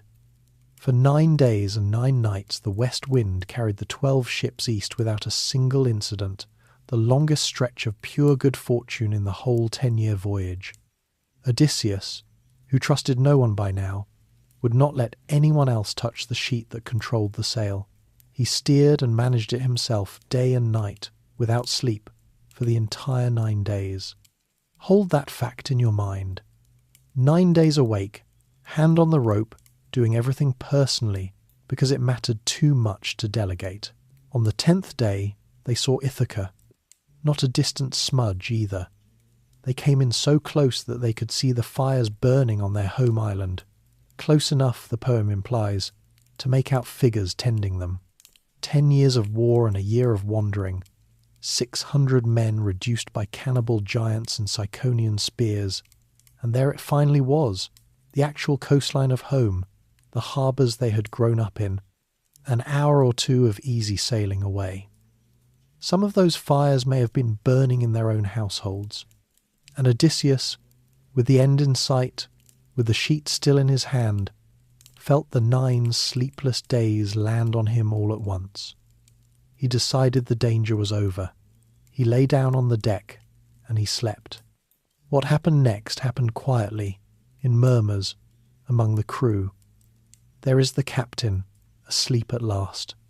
And there in the hold is the bag, the mysterious bag he has guarded like treasure the whole way, the bag he will not let anyone touch or even ask about. The men began to talk, and Homer lets us hear the talk. "Look at him," they said. "Everywhere he goes he is honoured and loaded with gifts. He is carrying home piles of plunder from Troy. And what are we carrying home after all the same miles and the same fighting? Empty hands. And now Aeolus has given him this, a bag full of silver and gold, no doubt." And they said to one another, "Let us look, quickly, and see how much treasure is in there." Try, for a moment, to be fair to them. They had rowed and bled through everything their captain had, and they genuinely had nothing to show for it. He had told them nothing about the bag, and secrecy from a man famous for cunning invites exactly one interpretation. They were not mutineers. They were tired, poor, jealous men within sight of their own chimney smoke, taking one quick, unauthorized look at the luggage. 99 times in 100, that story ends with embarrassment, not catastrophe. They untied the silver cord. Every wind on earth came out of the bag at once. The hurricane that erupted from the hold seized all 12 ships and hurled them away from Ithaca as the crews howled in despair, and Odysseus woke into the sound of it, into the sight of his home island being torn away over the horizon by weather he had personally carried aboard. He tells us, in his own words, what passed through him then. He seriously considered stepping over the side and letting the sea have him. He weighed it, drowning against enduring, and chose, in his own flat phrase, to endure, covering his head with his cloak and lying still while the storm blew his life apart. It is perhaps the darkest sentence he speaks in the whole epic, and it is spoken about a moment caused not by a monster or a god, but by his own crew's pettiness and his own decision, at last, to sleep. The storm blew the fleet, with terrible neatness, all the way back to Aeolia, back to the bronze wall and the floating island, back to the very door they had left 10 days before. Odysseus went up to the house of Aeolus with one comrade and a herald, and found the family at dinner, and sat down on the threshold like a beggar. The astonishment in the hall was total. How could he possibly be here?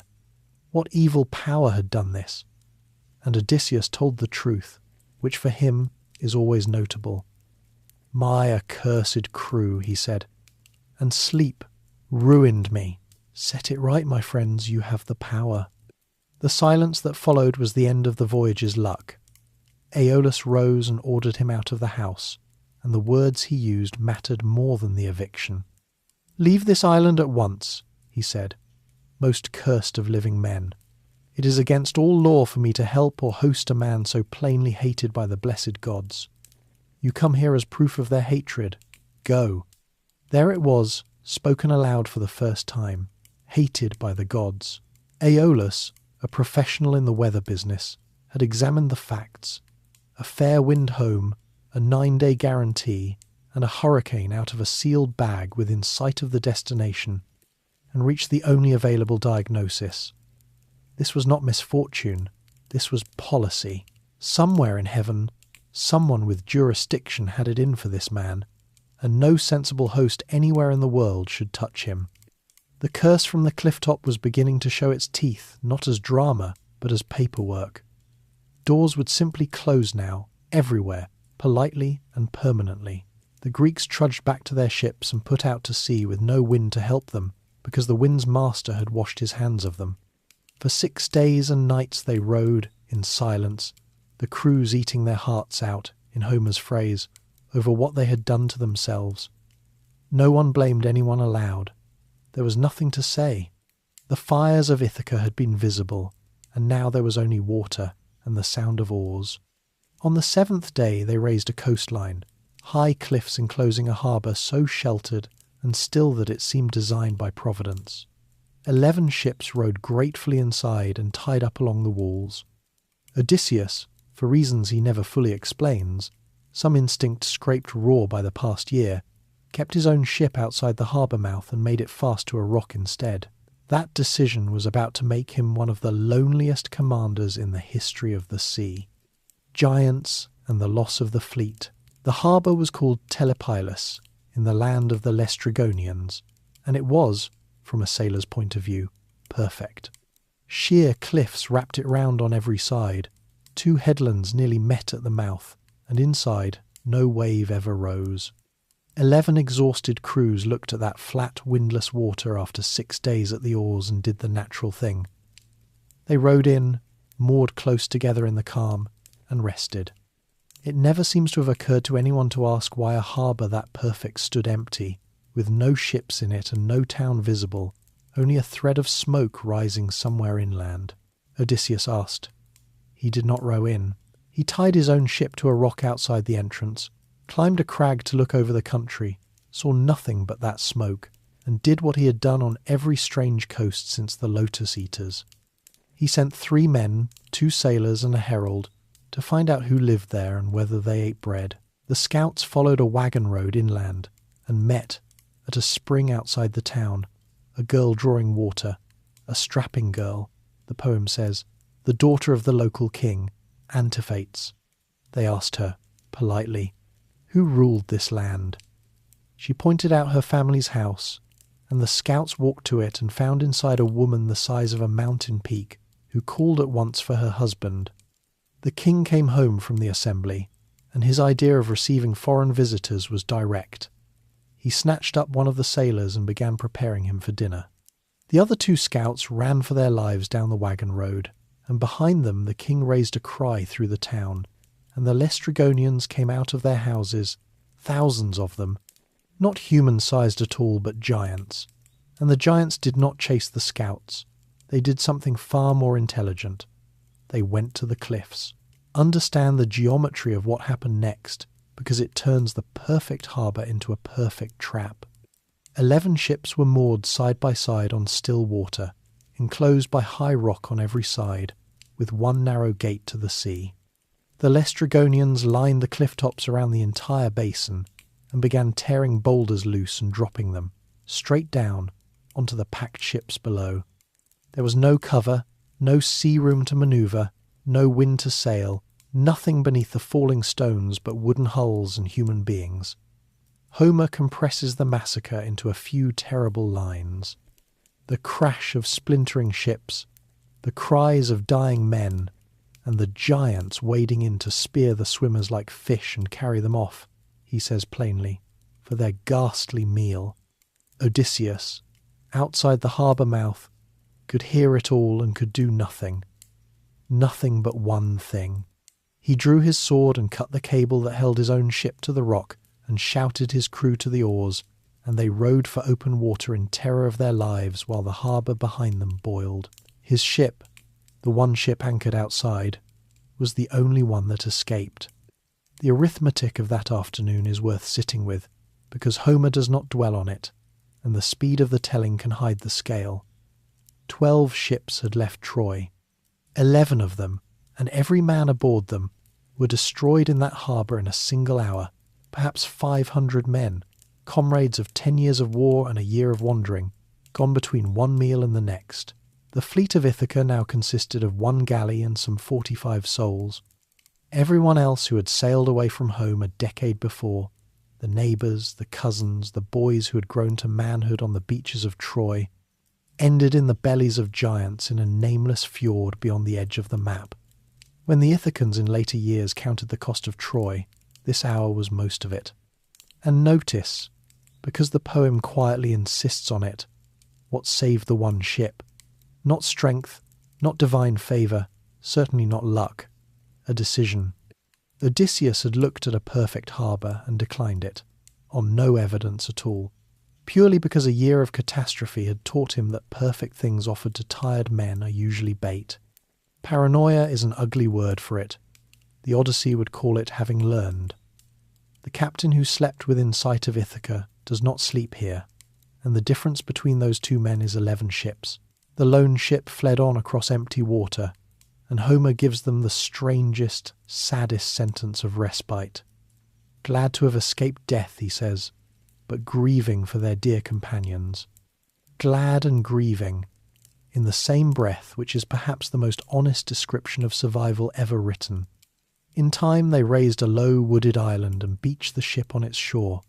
For 2 days and 2 nights the survivors simply lay by their vessel and ate their hearts out with exhaustion and sorrow, doing nothing at all, which after the year they had endured may have been the wisest command Odysseus never had to give. On the 3rd day he took spear and sword and climbed to a lookout, and saw smoke rising from a house deep in the forest. He debated going straight to it, and decided instead to feed his men first, and Providence, for once, cooperated. A huge stag crossed his path on the way down to the ship, and he killed it and carried it back across his shoulders, and the crew feasted on the beach and slept. At dawn he called them together and told them the truth of their position, which was that he did not know their position. "Friends," he said, "we do not know east from west here, where the sun sets or where it rises. We are off every chart. There was smoke inland, and someone made it, and the only way forward was to find out who." The men, hearing this, broke down and wailed aloud, and Homer tells us exactly why. They remembered the last 3 times someone had gone to see who made the smoke: the Lotus-Eaters, the Cyclops, the Laestrygonians. In their experience, smoke on the horizon meant that some of them were about to be eaten. It was not cowardice, it was pattern recognition. Odysseus, unmoved, did what commanders do with unbearable decisions. He randomized it.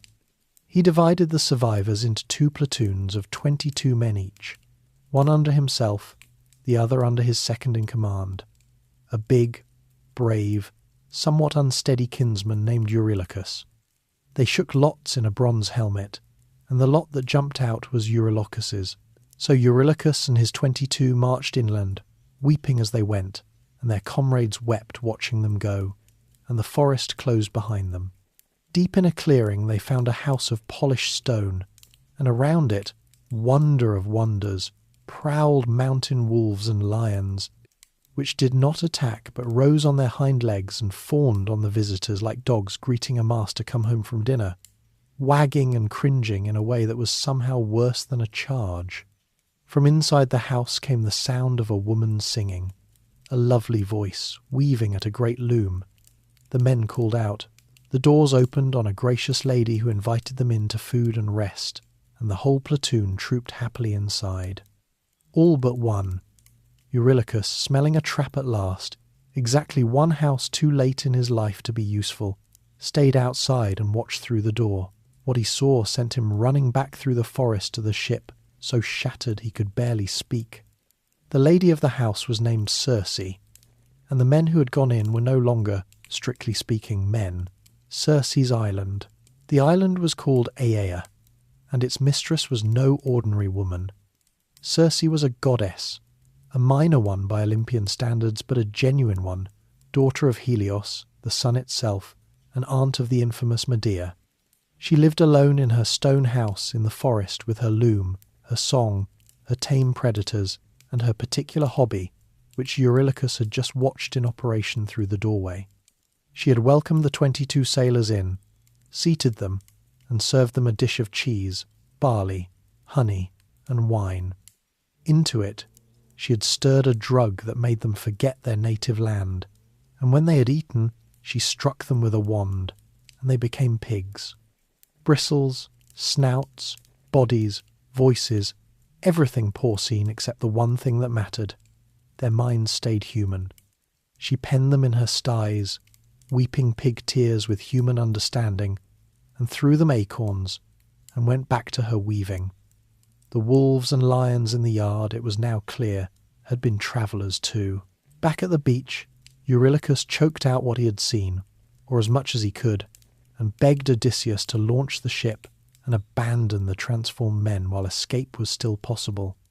It was, from a purely actuarial point of view, sound advice. Odysseus refused it.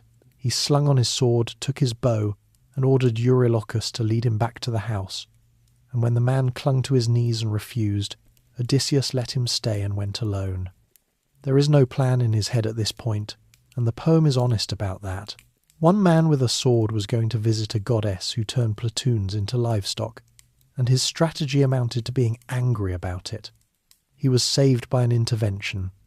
On the path through the forest, a young man appeared, and it was the god Hermes in disguise, sent, we later learn, at Athena's quiet prompting. Hermes told Odysseus plainly that he was walking to his doom, and then, being a practical god, handed him the solution. He pulled from the earth a plant the gods call moly, black at the root with a flower white as milk, hard for mortals to dig, and gave it to Odysseus as an antidote. With moly in his system, Circe's drug would fail, and Hermes scripted the scene that must follow. When her wand falls and nothing happens, draw your sword and rush her as if to kill. She will offer her bed. Do not refuse a goddess, but make her first swear the great oath of the gods to plot no further harm, or she will unman you even so. It all unfolded exactly to script, which is one of the pleasures of having a god write your evening. Circe served the drugged cup. Odysseus drank it down without effect. The wand fell, and instead of trotting to the sty, the stranger came at her with drawn sword. Circe shrieked, ducked under the blade, seized his knees, and asked the question that has echoed strangely ever since. Who are you, that my drugs cannot touch? You must be Odysseus, the man of many turns. Hermes always told me he would come, on his way home from Troy. It is a chilly little revelation, dropped in passing. The witch had his itinerary in advance. His arrival on her island was, in some register, kept above the mortal world, scheduled. She swore the oath he demanded, and he took her offer, and her 4 maidservants bathed the salt off him and set a feast, and Odysseus sat before the food and would not eat. Circe asked why. His answer is one of his best moments. How could any decent man eat and drink, he said, before his companions were free.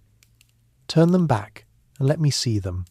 So she went out to the sties with her wand, and drove the pigs in, and anointed each with a second drug, and the bristles fell away, and they were men again, younger, taller, and handsomer than before.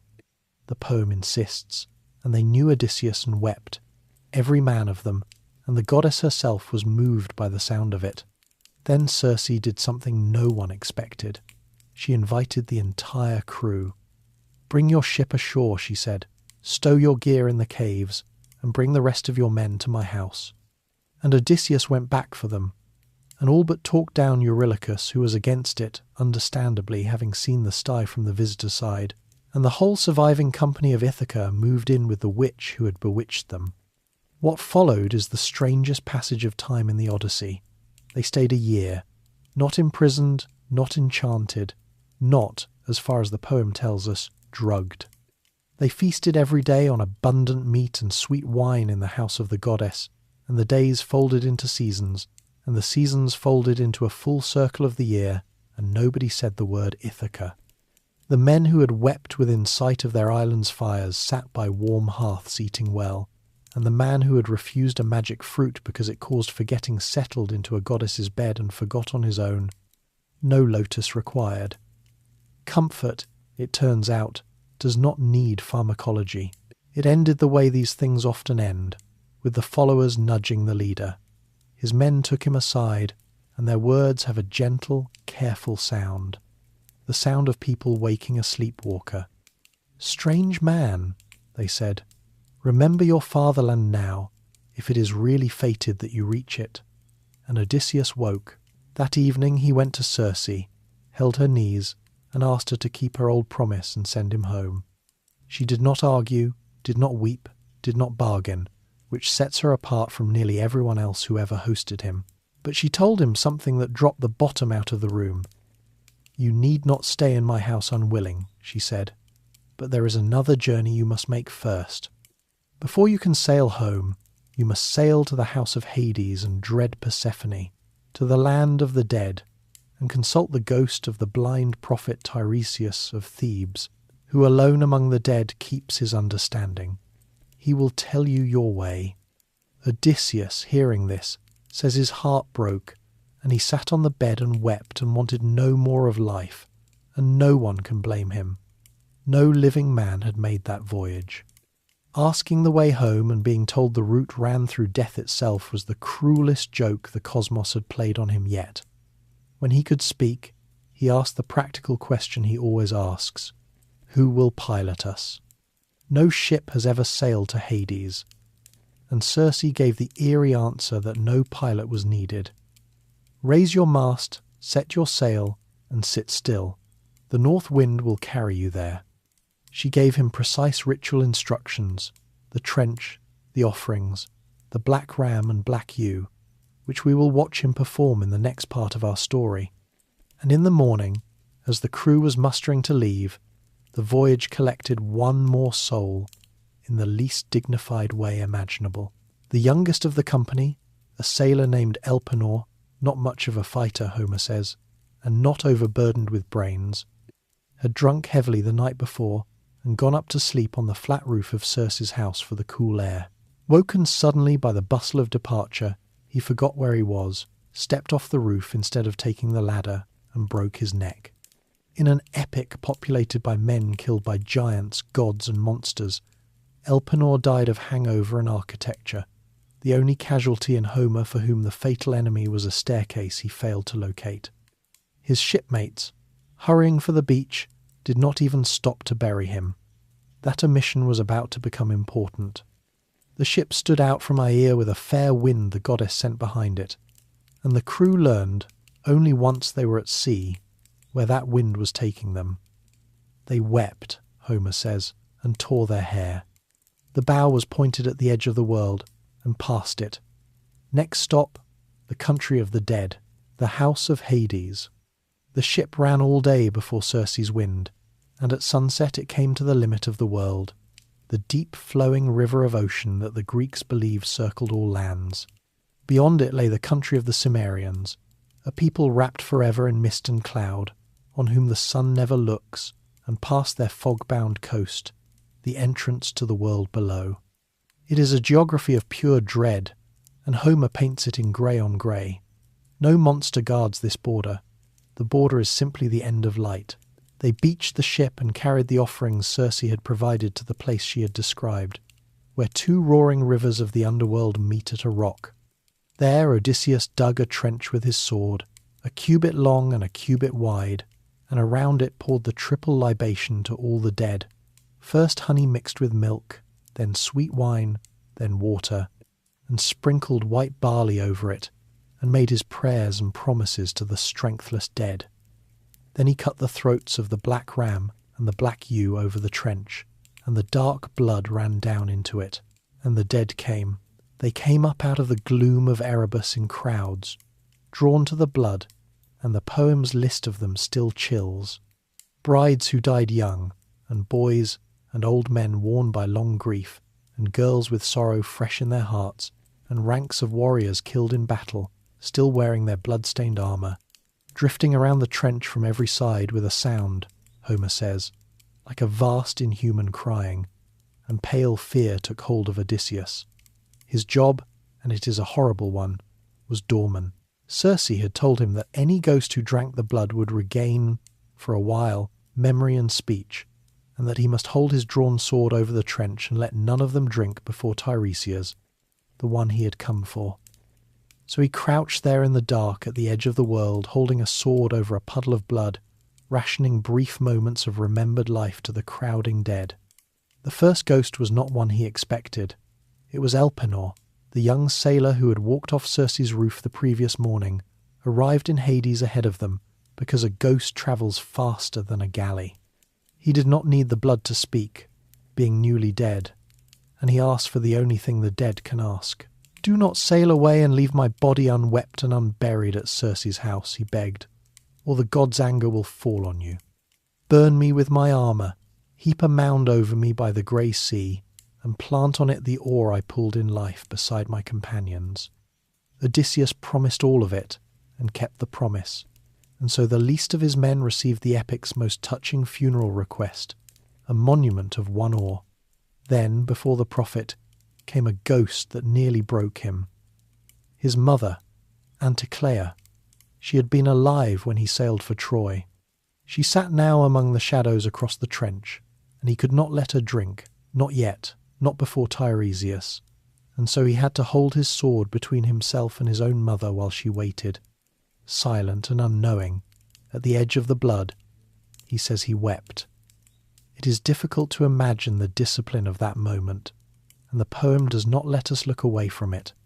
Tiresias came at last, the blind seer of Thebes, carrying his golden staff, the one soul in Hades permitted to keep his wits.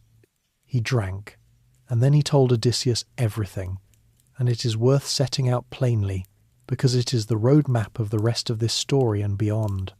"Poseidon hates you for the blinding of his son," he said, "and will make your way bitter, but you may yet come home, late and hard, if you can hold one thing: restraint.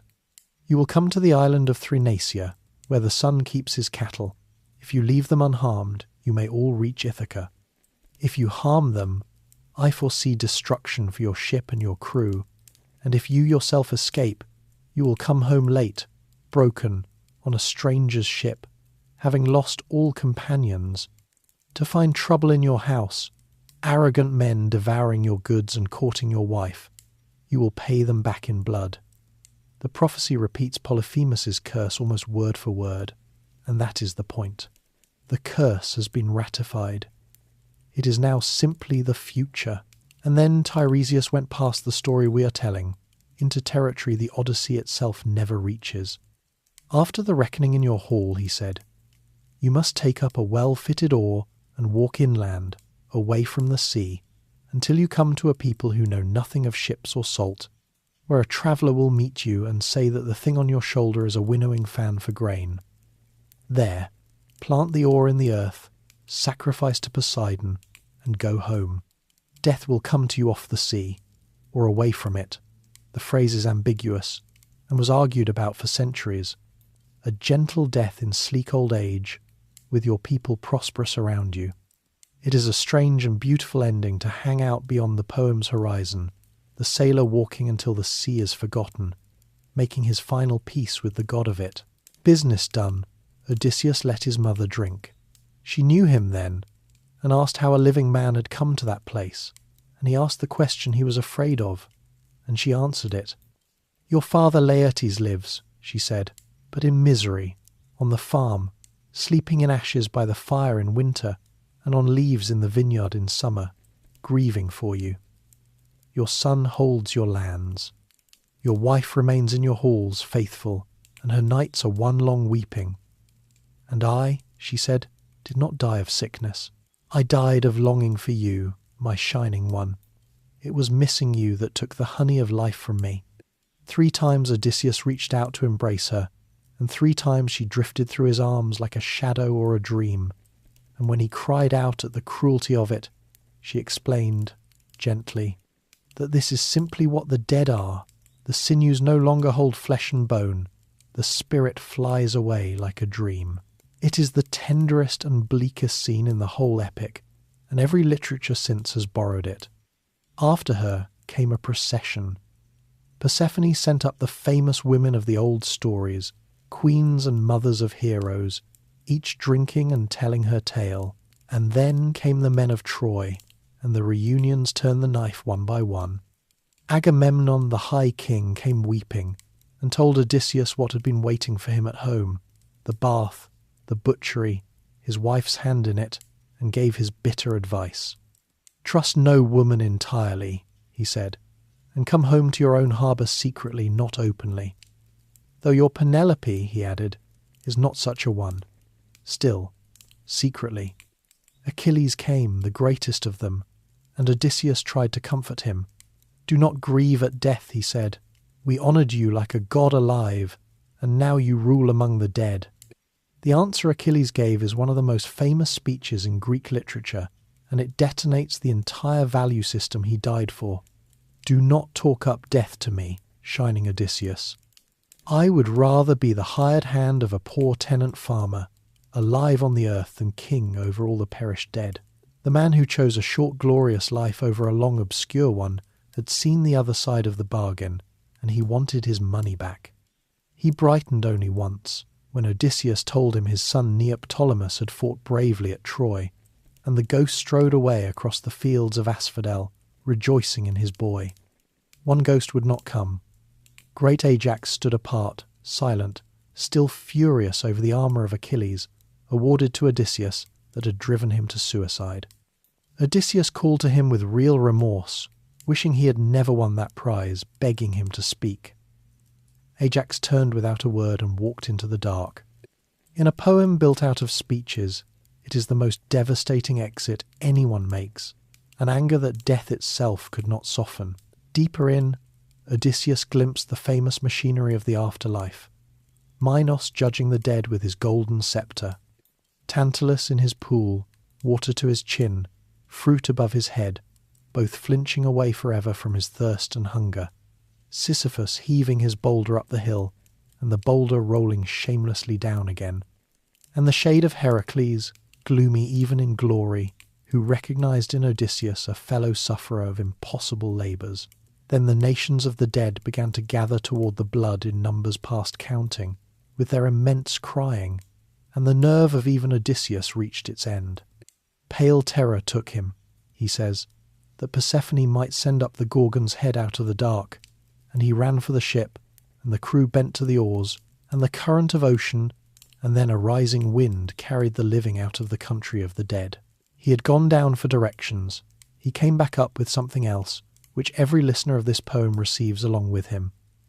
He had seen what everything costs. Glory from the mouth of Achilles. Homecoming from the mouth of Agamemnon. Waiting from the mouth of his mother. The rest of his voyage and everything he endures in it is done by a man who knows the price list. The ship ran east over the grey water, back toward the sun, back toward Circe's island, where a promise to a dead sailor with an oar was waiting to be kept. Sirens, Scylla, and Charybdis. They came back to Aea in darkness and slept on the beach, and at dawn they kept the promise made in Hades. They cut Elpenor's body down, burned him with his armour, raised a mound over the ashes by the grey sea, and planted his oar on top of it, exactly as his ghost had asked. Circe came down to the shore with bread and meat and wine, and greeted them with a line that manages to be both warm and unnerving. "Reckless men," she said, "who have gone down alive to the house of Hades. You will be twice dead when everyone else dies once." That night, while the crew slept, she took Odysseus aside, and what she gave him was something no one else on this voyage ever received: a briefing. Item by item, she described every danger on the road ahead, what it looked like, how it worked, and what to do about it. The sirens first, then a choice of 2 sea passages, and past them the island of the Sunday. She even told him where his own judgment would fail and what to do about that. It is worth noticing what has happened to this relationship. The witch who turned his men into pigs has become the single most useful ally Odysseus has. He came to her island with a sword and left it with an intelligence report. At dawn they sailed, and the first test came quickly. The wind died to a flat calm, which Circe had predicted, because the sirens make their own weather. The sirens were 2 creatures on a flowering meadow of an island, and their weapon was a song. Any sailor who heard it turned his ship to the sound and was lost, and around their meadow lay the proof, a heap of rotting men, the skin shrivelling on their bones. What the song offered was not pleasure. Circe and the sirens themselves are precise about this. The sirens sang knowledge. We know everything that happened at Troy. They sang to Odysseus by name as he passed. We know everything that comes to pass on the fruitful earth. Come, hear, and sail on wiser. It was a library that ate people. For a man of insatiable curiosity, it was the most personally targeted trap on the route. The defence, prescribed by Circe, has become one of the most famous images in the world. Odysseus took a wheel of beeswax, cut it up, and kneaded it soft in the Mediterranean sun, and plugged the ears of every rower. The crew could hear nothing. Then, because Circe had told him he alone might listen if he wished, and because he was Odysseus and of course he wished, he had his men bind him upright to the mast, wrists and ankles, and gave a standing order: "If I beg you to release me, bind me tighter." Then they rowed into the calm. The song came across the water, and it worked exactly as advertised, even on a forewarned man. Odysseus strained against the ropes and signalled with his brows for release, ordered it, begged for it. And the system he had designed against his own future self held firm. 2 of the crew, Perimedes and Eurylochus, got up and tied him tighter, as instructed. The ship passed, the song faded, the wax came out, the ropes came off. He is the only man in mythology who heard the sirens and lived, and he managed it by the most modern of methods, making a binding decision while sane about what he would be permitted to do while tempted. Philosophers and economists still call this kind of arrangement a Ulysses contract, using his Latin name, and it is used today in medicine and law, several thousand years after a fictional sailor invented it with rope. Beyond the sirens, the sea itself began to smoke and thunder, and the crew, hearing it, dropped their oars in terror, and Odysseus walked the deck talking them back to their benches. "We have been in worse," he told them. "This is not more terrible than the Cyclops' cave." It was a carefully selected truth. What he did not tell them, and he admits this to us directly, was what Circe had said about the passage ahead, because there was nothing they could do about it, and men cannot row and despair at the same time. The passage was a strait, and modern tradition has always placed it, plausibly enough, at the narrow, turbulent Strait of Messina between Italy and Sicily. On one side stood a low rock with a great fig tree, and under it, 3 times a day, a whirlpool called Charybdis swallowed the sea entire, and 3 times a day vomited it back, and when she swallowed, ships went down with the water and did not come back. No skill availed against her. She was simply a mouth in the ocean. On the other side rose a sheer cliff, its peak in permanent cloud, and halfway up it, a cave. In the cave lived Scylla. Homer builds her carefully, 12 dangling legs. 6 necks of enormous length, each ending in a head with 3 rows of packed teeth. She yelped, unexpectedly, with a voice like a newborn puppy, a detail that somehow makes everything worse. She could not be fought, could not be dodged, could not be outrun. Her method was fixed and dreadful. From every ship that passed within reach, each of her 6 heads took 1 man. Here was the choice Circe had laid out, and it is the coldest piece of arithmetic in ancient literature. Steer wide of Scylla, toward Charybdis, and risk the whirlpool taking the whole ship and every soul aboard. Or hug Scylla's cliff and lose 6 men. Not perhaps 6, 6. Odysseus had asked Circe, when she briefed him, whether he could not somehow fight Scylla off and lose no one, and her answer was the whole lesson of his life compressed into a sentence. "Stubborn man," she said, "always war and battle. Will you not yield even to the immortals?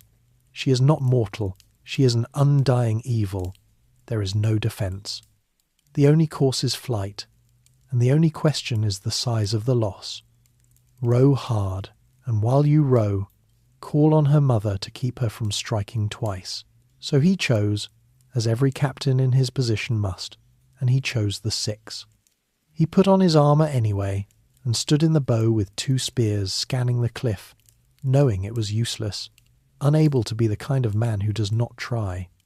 The ship entered the strait hugging the rock, every eye aboard fixed in horror on the other side, where Charybdis was in full swallow, the sea roiling down her throat and the spray raining down on the mast, the exposed sand of the bottom showing black at the vortex's heart. And while every man watched the whirlpool, Scylla took her toll from behind them. 6 heads came down, and 6 men went up, and Odysseus turned at their cry and saw them lifted high above the deck, writhing, calling his name, stretching their hands down to him, and there was nothing to be done but row. She devoured them at the mouth of her cave, he tells us, still reaching for him, still calling. "Of everything I suffered on all the seas," he says, "that was the most pitiful sight my eyes ever saw." It is the one loss on the voyage that he chose in advance, with full knowledge, as the price of everyone else, and you can hear in the telling that the trade never stopped costing him. The ship shot out of the strait into open water, 39 men where 45 had been, and ahead, low and green on the horizon, an island appeared, and from far off across the water they could hear the lowing of cattle, beautiful broad-browed cattle in vast herds, with a sound of home and pasture and ordinary life about it. Every man aboard had been warned about this island twice, once by a prophet in hell and once by a goddess on a beach. The warnings agreed exactly, and the crew was starving, and the cattle were fat, and the 2 warnings and the 1 hunger were about to have it out. The cattle of the Sunday. The island was Thrinacia, and the herds on it belonged to Helios, the sun, the god who sees everything that happens on earth, because looking down at it is, in the most literal sense, his job. 7 herds of cattle and 7 flocks of sheep, 50 head in each, numbers that never grew and never shrank, tended by 2 nymphs, his daughters. Immortal livestock, sacred, inventoried, and under permanent aerial surveillance. There has never been a worse place in world literature to steal a cow. Odysseus did not want to stop there at all. Standing off the coast, he repeated to the crew what Tiresias and Circe had both told him, that this island held the most terrible danger of the whole voyage, and gave the order to row straight past. And for the first time on the voyage, the crew formally refused. Their spokesman was Eurylochus, the second in command, and his speech is mutiny conducted entirely in the language of reasonableness. "You are made of iron," he told Odysseus, "never tired, and we are exhausted men who have not slept. Night is coming, and night winds wreck ships, and you would have us row on into darkness past a safe beach. Let us land, cook supper, sleep by the ship, and sail at dawn." The whole crew shouted agreement, and Odysseus understood, he tells us, that some god was working ruin, because he had lost the argument before it started. He extracted the only concession available. every man swore a solemn oath. They would touch nothing on the island, not one cow, not one sheep. They would eat only the provisions Circe had given them, and leave at first light. That night, while they slept on the beach, Zeus sent the storm. It blew from the south for a night, and then it simply did not stop. For one entire month, 30 days, the south wind and the east wind took turns sealing the island shut. No ship of that age could beat out against it. The Greeks were pinned on Thrinacia, and day by day Circe's provisions ran down to crumbs, and then to nothing. The men scattered along the shore with hooks and snares, catching what fish and birds they could, and hunger of the genuine kind, the kind that hollows the face and unhinges the judgment, moved into the camp and settled down among the oaths. And all around them, morning and evening, the fat, glossy, forbidden cattle grazed within a spear's throw. Uncountable meals on the hoof, guarded by nothing but a promise. Notice the trap's design, because it is designed. Tiresias had said if you harm the cattle, and a prophecy of that kind does not wait passively to see what happens. The month of contrary wind is the mechanism by which the if becomes the outcome. The gods of this poem do not force men's hands. They arrange circumstances in which men's own natures will do the forcing, and then they wait. The crew that opened the bag of winds out of hungry envy is now being starved, methodically, next to an all-you-can-eat sacrilege. Odysseus held them for the full month, which may be the most underrated feat of leadership in the epic. Then he made the mistake that was waiting for him. He went inland, alone, to a sheltered spot out of the wind, to pray to the gods for a way off the island. The gods answered the prayer with their own dark humour. They poured sleep over his eyelids. The one man whose wakefulness had been holding the line was switched off, gently, at the decisive moment, exactly as he had been within sight of Ithaca. If you want to know whether the gods of this story play fair, there is your answer. On the beach, Eurylochus saw his chance and made the speech of his life to the starving crew. All deaths are hateful, he said, but death by hunger is the most miserable of all. Let us drive off the best of these cattle and sacrifice them properly to the gods, with all the rites, and vow that when we reach Ithaca we will build Helios, a splendid temple in repayment. And if the sun is angry enough to sink our ship, well then, I would rather gulp the sea and die in one moment than waste away by inches on a desert island. It is a genuinely persuasive speech. It offers piety, restitution, and a preference for quick death over slow. And every starving man on that beach voted yes with his feet. They cut out the finest of the sun's cattle and killed them, and the scene Homer gives us is a sacrifice gone wrong in every physical detail, ritual as nightmare. They had no barley for the sprinkling, so they used oak leaves. No wine for the libation, so they poured water. The forms of worship performed with the wrong materials, over stolen offerings, to buy pardon for the theft in progress. And then the world itself began to object. The flayed hides crawled along the ground. The meat on the spits lowed, raw and roasted alike, with the voices of cattle. The men ate anyway. They feasted on the bellowing meat for 6 days, which is perhaps the most quietly horrifying sentence in the poem. Hunger will make men do what gods forbid, but it takes something darker to go back for seconds while dinner is audibly complaining. Odysseus woke, smelled the roasting fat on the wind, and knew everything before he reached the beach. His cry to the gods has the sound of a man at the end of a long rope. You lulled me to sleep to ruin me. Up on Olympus, the accounting was already in motion. The nymph herdsmaids had run to their father, and Helios stood before Zeus with an ultimatum that shows exactly how much leverage the sun carries. "Punish the men who killed my cattle," he demanded, "or I will go down and shine among the dead instead, and light the underworld, a solar strike." Zeus, facing the prospect of the sun leaving the sky over an insurance dispute, gave his word. "Sail on, old friend. I will handle the ship personally." On the 7th day the wind finally dropped, and the Greeks launched at once and stood out to sea, and for a little while the island sank astern and hope came back aboard.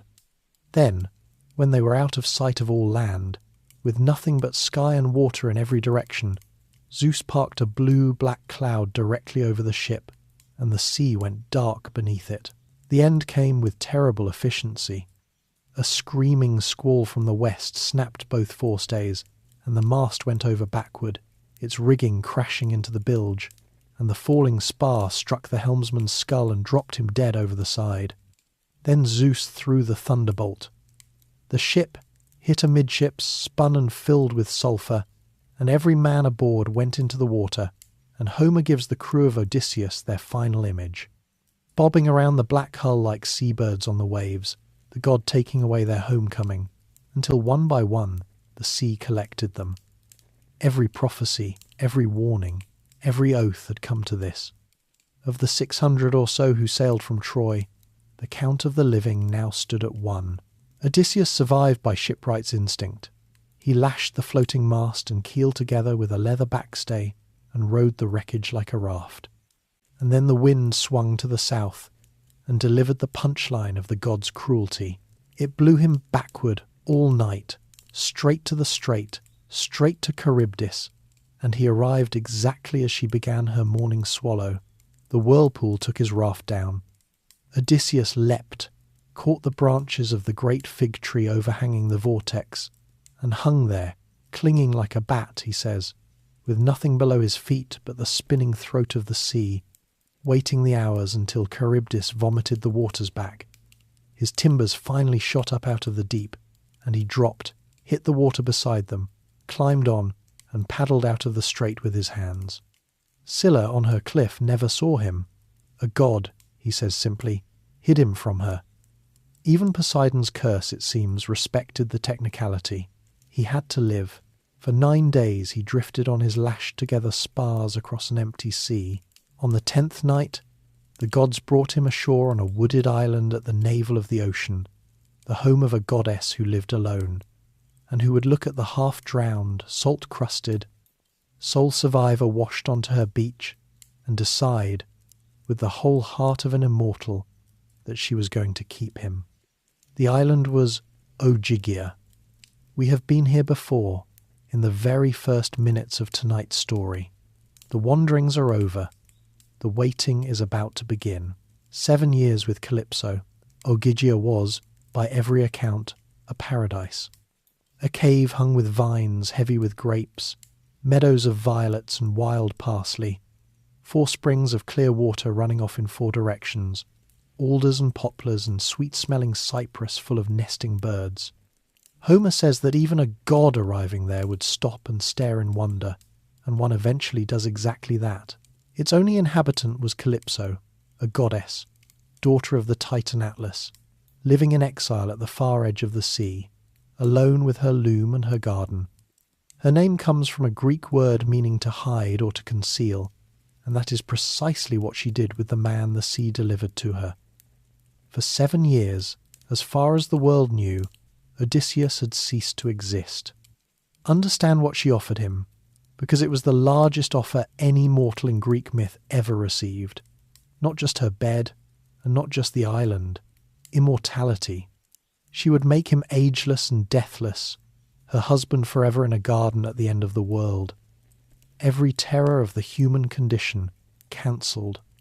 The fate that took Achilles waived. The old age waiting for him waived. All he had to do was stop wanting Ithaca. And here is the extraordinary thing, the thing that makes Odysseus who he is. He said no.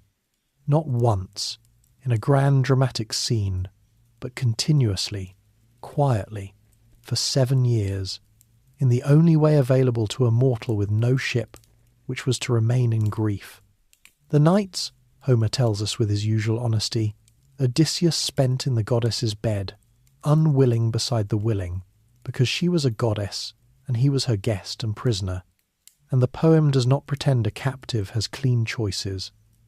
But the days he spent alone on the headland, sitting on the rocks, looking east across the water, and weeping. 7 years of that. The man of many devices, the escape artist of the age, out of devices, with nothing left of his cleverness but the refusal to be consoled. It is worth pausing on the choice itself, because the poem clearly wants us to. Calypso, when it all comes to a head, puts the comparison to him directly and without malice. "I am telling you," she says, "that if you knew the sufferings still waiting between here and your homeland, you would stay with me and be immortal. And besides," she adds, with an immortal's frankness, "I am surely not inferior to your wife in form or stature. Mortal women cannot compete with goddesses in beauty." Every word of it is true, and Odysseus's answer is the hinge of the whole epic. "Goddess," he says, "I know it. All of it is just as you say. Wise Penelope is less than you to look upon, for she is mortal and you are deathless and unaging. But even so, what I want, every day, is to go home and to see the day of my return. And if some god wrecks me again on the wine-dark sea, I will bear it. I have suffered much already. Let this be added to the rest." Read that answer again slowly, because it is one of the great statements of what it means to be human. He does not pretend the island is not beautiful, or the goddess not superior, or the sea not dangerous. He concedes every point, and chooses Ithaca anyway. He chooses a mortal wife over an immortal lover, an old age over an eternal youth, a difficult real life over a perfect suspended one. The lotus in section 6 erased the desire for home from the outside. Calypso's offer tests whether that desire can dissolve from the inside, given 7 years of paradise to soak in. It cannot. Scholars sometimes say the whole Odyssey is contained in this one scene, and they are not wrong. It is the story of a man who was offered everything, and asked instead for his own life back. The rescue, when it finally came, started far away, in a committee meeting. On Olympus, with Poseidon conveniently absent, feasting with the Ethiopians at the edge of the world, Athena raised the case of Odysseus before Zeus and the assembled gods. Her speech is a masterpiece of targeted indignation. "What is the point," she asked, "of any king being gentle and just if this is his reward? Odysseus rots on an island, held by a nymph, weeping for a home he cannot reach. And his son is now in danger too, for the suitors on Ithaca are plotting to murder the boy." Zeus, prodded, agreed that the time had come, and the machinery of fate finally turned. Hermes, the messenger, was dispatched across the sea, skimming the waves like a seabird, to deliver to Calypso the decision of the management. The scene between the two immortals is one of Homer's finest. Hermes arrived at the lovely cave, found the goddess weaving and singing, cedar and juniper burning fragrant on her hearth, and Odysseus, as ever, off on the shore crying. Over refreshments, because even divine ultimatums observe hospitality, Hermes delivered the message. Zeus says the man must go. It is not fated that he die here. His destiny is to see his people and his home. And Calypso's reply, before she yielded, is the closest thing in Homer to a feminist protest, lodged on Olympus 2,700 years early. "You gods are jealous," she said, "and merciless. You male gods take mortal women whenever you please, but let a goddess love a mortal man, and you begrudge it every time." And she listed the precedents like a lawyer, goddesses whose mortal lovers the gods had struck down. "And now you envy me my man whom I saved, riding his keel alone in the sea after Zeus himself had smashed his ship. Very well. Let him go, if Zeus commands it. But I cannot send him. I have no ships, no crews. I can only give him advice, and hide nothing." She kept her word with a grace that redeems her whole captaincy of that island. She found Odysseus on the shore and told him to grieve no more. She was sending him home, and his first reaction was pure Odysseus. He did not believe her. He refused to set foot on any raft until she swore the great oath of the gods that this was not some new trick against him. And Calypso smiled, stroked his cheek, called him incorrigible, and swore it, by the Styx, the oath no god can break. That evening they dined together a last time, she on ambrosia, he on mortal food, and she made her final offer of immortality, and heard his final answer, and let it be. Then, for 4 days, the goddess and the man built a boat. She gave him a great bronze axe and an adze, and led him to the tallest trees on the island, alder and poplar and fir, long dead and dry, the best wood for floating. He felled 20 of them, trimmed and smoothed, and joined them with pegs and mortises, decked the craft, stepped a mast, hung a steering oar, and fenced the sides with willow against the waves. And Calypso brought cloth for the sail and provisioned the boat with water, wine, grain, and cooked meats. Homer, whose audience knew boats the way we know cars, lingers lovingly over every joint and plank. This is important. The last ship of Odysseus was not given to him. He built it, with his own hands, plank by plank, the king becoming carpenter to earn his way back into the world. On the 5th day she bathed him, dressed him in fragrant clothes, sent a warm, fair wind behind him, and stood on the shore of her hidden island and watched the raft dwindle east. She had loved him for 7 years and released him in 4 days, and of all the beings who ever held Odysseus against his will, she is the only one the story allows a broken heart. Odysseus sailed alone for 17 days and nights, never sleeping, steering by the stars she had named for him, keeping the Great Bear on his left hand as instructed. On the 18th day, a coastline rose ahead, like a shield laid on the misty sea. The land of the Phaeacians, his last stop before home, though he did not know it. And at that exact moment, returning from Ethiopia, Poseidon looked down from the mountains of a distant shore and saw, sailing calmly across his sea, the one mortal he hated most in the world, the last shipwreck and the princess. Poseidon's reaction, on seeing his enemy 17 days from freedom, was a growl of pure grievance. So, the gods have changed their minds about Odysseus while I was away at dinner. Very well.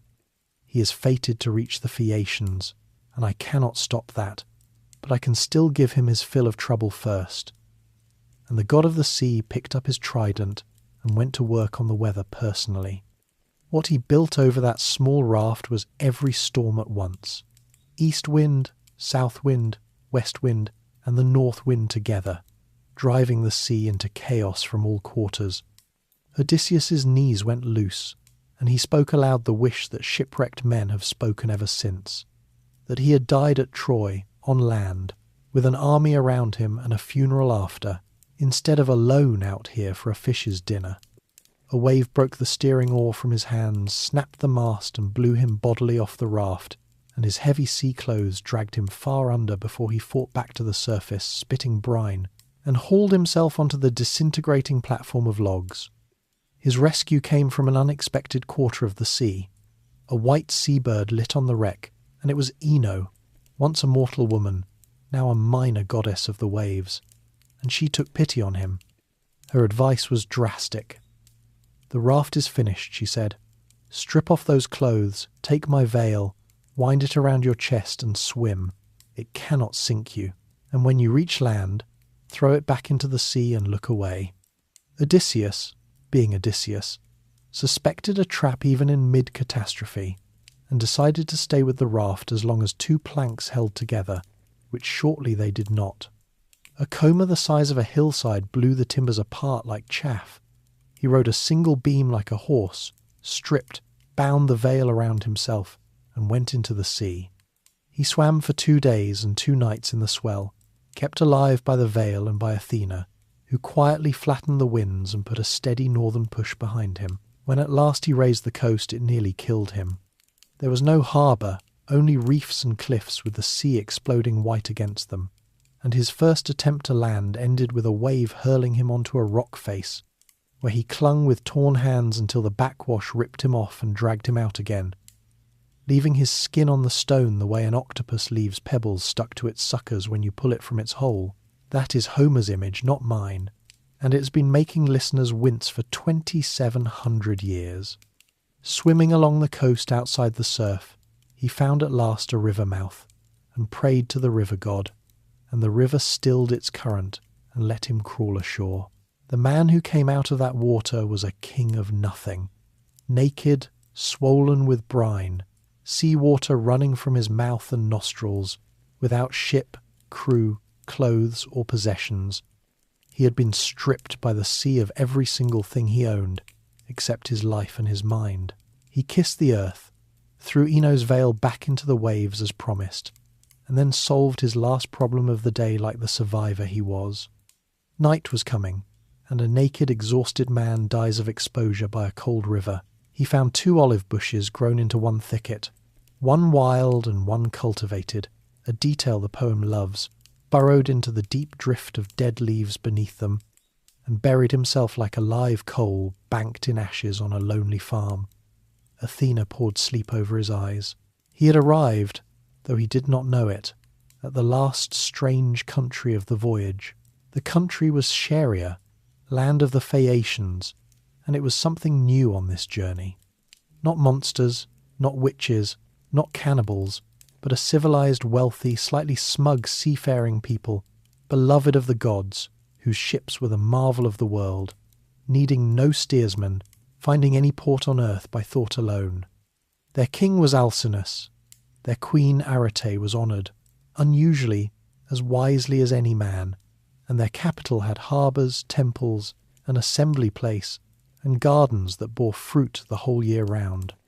After 3 years among the impossible, Odysseus had washed up in front of something merely wonderful, a functioning society. His introduction to it came through a teenager with laundry. The Princess Nausicaa, prompted by a dream Athena sent, had driven the palace washing down to the river that morning with her maids, and after the work they bathed and played ball on the beach, and a stray throw into the river raised a shout that woke the sleeper under the olive trees. What followed is Greek epic's finest comedy of manners. Odysseus emerged from the bushes, naked as a lion, salt-crusted and terrifying, holding a leafy branch in front of himself for decency, and every girl on that beach scattered screaming except one. Nausicaa stood her ground, and the shipwrecked politician facing her produced, on no sleep and an empty stomach, one of the most skilful speeches of his life, opening with the unimprovable line, "Are you a goddess or a mortal?"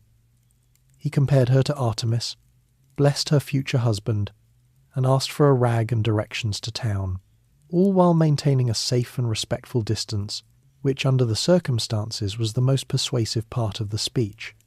It worked, as his speeches usually did. Bathed, oiled, and dressed in clothes from the royal laundry, made taller and more splendid by Athena for good measure, he so impressed the princess that she remarked to her maids, wistfully, that she wished her husband might be such a man. She gave him shrewd local advice. Enter the city separately to avoid gossip, go straight past the king, and clasp the knees of Queen Arete, whose favour decided everything in that house. He did exactly that, walking into the torchlit hall through a mist Athena wrapped around him, and materializing, to the astonishment of the court, at the queen's feet. The Phaeacians received the nameless stranger with textbook hospitality, food first, questions later, and there Odysseus stayed for days, a guest of honour with no name, while the court entertained him. And here Homer builds one of his most cunning scenes. The blind court bard, Demodocus, sang for the company, and what he sang, with all the world's stories to choose from, was the Trojan War, the quarrel of Odysseus and Achilles, the famous names. And the anonymous guest at the feast pulled his cloak over his head and wept into it, secretly, at hearing his own life performed as entertainment. Twice it happened, and the second time the bard sang the story of the wooden horse itself, and Odysseus dissolved, Homer says, the way a woman weeps over the body of her husband killed defending his city, which is to say the poem compares the sacker of Troy to Troy's own widows, and lets the comparison sit there, unexplained, forever. King Alcinous saw the weeping, stopped the music, and asked the question that had been politely postponed for days. "Stranger, who are you?" And with that, the mask came off at last. "I am Odysseus, son of Laertes," he said, "known to all men for my schemes. My fame reaches heaven, and my home is Ithaca." And then, for 4 books of the poem, he told them everything: the Cyclones, the Lotus, the Cyclops, the winds, the giants, Circe, the dead, the sirens, the strait, the cattle, Calypso, all of it, the entire middle of the Odyssey. Everything you and I have heard of the wanderings, we heard the way the Phaeacians heard it from Odysseus' own mouth at a feast after dinner. Homer, with a storyteller's slyness, made his hero the narrator of his own legend, and left every listener since to wonder, quietly, how much of it the most famous liar in Greece may have improved in the telling. The Phaeacians, spellbound, did not merely believe him, they paid him. Alcinous called for gifts from every noble, bronze and gold and fine cloth, until the stranger who had crawled ashore naked possessed more treasure than his share of Troy's plunder, the plunder at the bottom of the sea with his ships. Then they made good on their name as the ferrymen of the world. A ship was launched, the gifts stowed, and Odysseus, after farewells in which Nausicaa asked only that he remember her, since she had saved him first, lay down on a blanket on the deck. The magic ship ran west through the night faster than a hawk, and sleep took him, deep, sweet, and, the poet says, most like death, the last sleep of the voyage. He did not wake when the ship touched Ithaca. The Phaeacian crew carried the sleeping king ashore, laid him gently on the sand of his own island, stacked the treasure by an olive tree, and rowed away. After 20 years, 10 of war and 10 of wandering, Odysseus came home unconscious and missed it. Poseidon exacted one last toll, not from him, but from his helpers. As the Phaeacian ship entered its home harbour, the god turned it to stone with one blow of his open hand, a ship-shaped rock in sight of the city, as a permanent notice regarding the ferrying of his enemies. Alcinous, watching, remembered an old prophecy and instituted a policy change on the spot regarding rides for strangers. The last door on the sea road closed. On the beach of Ithaca, the sleeping man began to stir. He was about to wake up in his own country, and fail to recognize it. The beggar of Ithaca. Odysseus woke on the sand and did not know where he was. Athena had wrapped the coast in mist, partly for his protection and partly, one suspects, because she enjoyed what came next. He looked around at the harbour, the olive tree, the hills of his own childhood, and groaned aloud that the Phaeacians had cheated him and dumped him in yet another strange land. And he counted his treasure to see what they had stolen, which was nothing. There is something perfect in it. The man had imagined this homecoming for 20 years, and when it finally happened, he slept through the arrival and then failed to recognize the destination. A young shepherd appeared through the mist, and Odysseus, instantly and by reflex, lied to him. Asked who he was, he improvised an entire biography on the spot. A Cretan fugitive, a killing over plunder, a passage bought on a Phoenician ship, detail after plausible detail. The shepherd listened to the whole performance, and then smiled and changed shape. It was Athena. Her delight, as she dropped the disguise, is one of the warmest moments in the epic. Anyone who could out-trick you, she said, in effect, would have to be a master thief among gods. You incorrigible schemer, you would keep lying in your own country. This is why I cannot abandon you. You are just like me. Then she scattered the mist, and showed him the harbour and the long ridge of the mountain, and Odysseus knelt down and kissed the earth of Ithaca at last. What followed was a war council between the goddess and the man, crouched against the trunk of the olive tree. She told him the situation in his palace, the 108 suitors, the pressure on Penelope, the plot against his son, and they settled the strategy that governs everything from here to the end. No open arrival. Agamemnon's ghost had given the warning in Hades, and here it became doctrine. He would enter his own kingdom as an intelligence operation, identify who had stayed loyal through 20 years, and strike only when everything was in place. To make it possible, Athena worked her transformation. She withered the skin on his supple limbs, dimmed his eyes, stripped the brown hair from his head, and dressed him in a filthy tunic, a mangy deerskin, and a beggar's staff and pouch. The king of Ithaca became an old vagrant, invisible in the one way that matters, beneath notice. His first stop, on Athena's instruction, was not the palace. It was a pig farm in the hills, and the man who ran it deserves his place in this story. Eumaeus, the swineherd, a slave, had been keeping the absent king's herds honestly for 20 years while the suitors devoured them from the other end, and his greeting to the anonymous old beggar at his gate is the moral centre of the whole poem. He beat off his own dogs to save the stranger, brought him in, fed him from the best of what he had, and explained himself with a line that has outlived empires.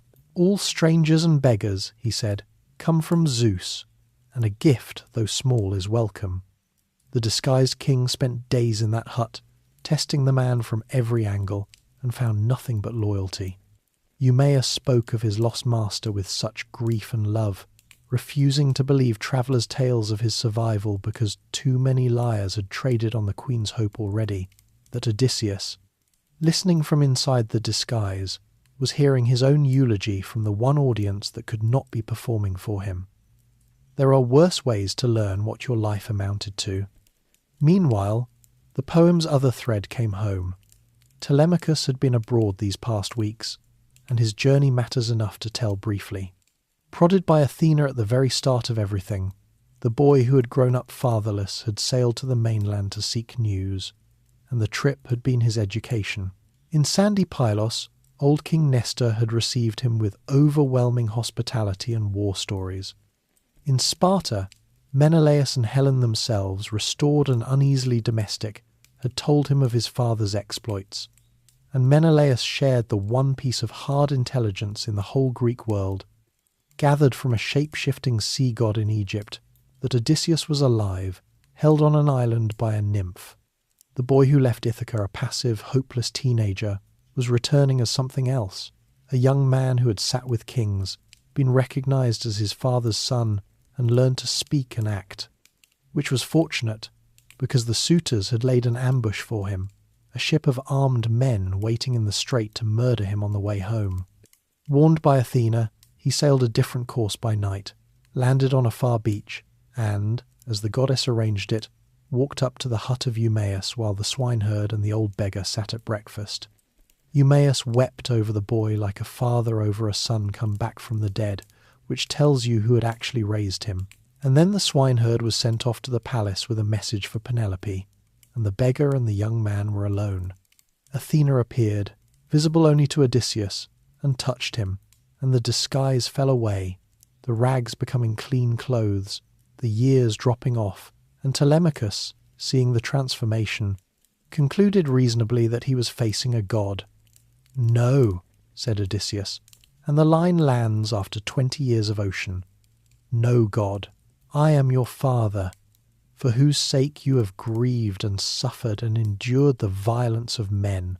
Telemachus did not believe him at first, which is its own kind of heartbreak, and then belief arrived all at once, and the two of them broke down together, crying, Homer says, more piercingly than eagles robbed of their young, and they would have wept until sunset if the work had not been waiting, because the reunion turned, almost immediately, into a staff meeting.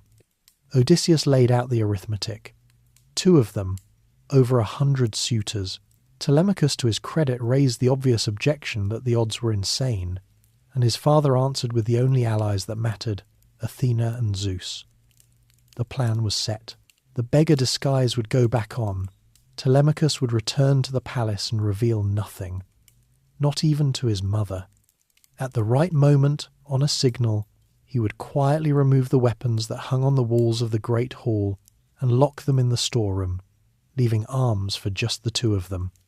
And no matter what abuse the disguised king suffered in his own house, the son would swallow his rage and let it happen. So the next morning, Telemachus went home to his anxious mother, and behind him, along the mountain path, came the swineherd and a broken-down old beggar, walking toward the palace of Odysseus. At the courtyard gate, they passed a rubbish heap, and on the rubbish heap something stirred. It was a dog, an old dying dog, abandoned on the dung, too weak to rise, crawling with vermin. His name was Argos. Odysseus had bred and trained him as a puppy 20 years before, and sailed for Troy before ever hunting him. The young men had taken him out in the old days, after wild goats and hares, and then the years had passed and no one cared, and now he lay on the heap at the gate. And as the beggar approached, the old dog knew him. Through the rags, the wrinkles, the 20 years, past a disguise woven by a goddess that would fool every human being in the palace, Argos knew his master. He had no strength to come closer. He dropped his ears and wagged his tail. Odysseus saw it, and could not react. One gesture toward the dog and the disguise, the plan, the lives of his family were at risk. He turned his face away from Argos and flicked away a tear where Eumaeus could not see, and asked, in a stranger's casual voice, whose dog that was lying there, and had he been any good in his day? "Fine dog once," said the swineherd, "the fastest thing in the woods before his master sailed and died far away, and now the women neglect him," and they walked on past, into the courtyard, master and dog pretending, for the mission, not to know each other. And Argos, says Homer, having seen Odysseus again in the 20th year, closed his eyes and died. Of all the deaths in this poem, the warriors and kings and crews, it is the dog on the rubbish heap that readers have never gotten over. He asked for nothing, waited without being asked to, and held on, it seems, for exactly one thing. 20 years of the whole epic's meaning, compressed into one wag of a dying tale. The beggar wiped his face, gathered his rags, and stepped over his own threshold into a hall full of the men who were eating his kingdom and courting his wife. Every one of them was armed with youth, numbers, and confidence. He was armed with a stick and a lie. It was enough. It was, in fact, considerably more than enough. But they had a few days left before they found that out. Inside the occupied palace, the great hall that Odysseus entered as a beggar was the heart of his own house, and it is worth walking through it slowly, as he did, because the world it belonged to is one we can actually reconstruct. Archaeologists have dug palaces of this age out of the Greek earth, at Mycenae, at Pylos, at Tiryns, and their centrepiece was always the same room Homer describes, the Megaron, a long rectangular hall with a great round hearth burning at the centre, 4 columns around it holding up the roof, a vent above for the smoke, and the king's seat against the wall. Feasting benches lined the sides, the walls were plastered and painted, and the floor of Odysseus's hall, at this particular moment in history, was crowded with 108 uninvited men eating his pigs. Since we have arrived, at last, at a Bronze Age palace in something like peacetime, let us take a moment to look at the people of this world, from the top of it to the bottom, because the poem itself is built out of their differences. At the top sat the kings and the landed nobles, the basileus, men like Odysseus and the suitors' fathers, whose wealth was counted not in coin, which did not yet exist, but in land, livestock, bronze, and stored treasure, tripods, cauldrons, and fine cloth given and received as gifts.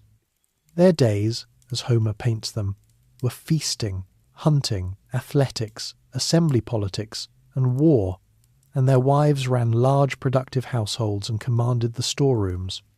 Such men wore a tunic of fine wool or linen, with a great cloak pinned at the shoulder, and a princess dressed in layered flounced skirts and bright-dyed fabrics, gold at the ears and wrists.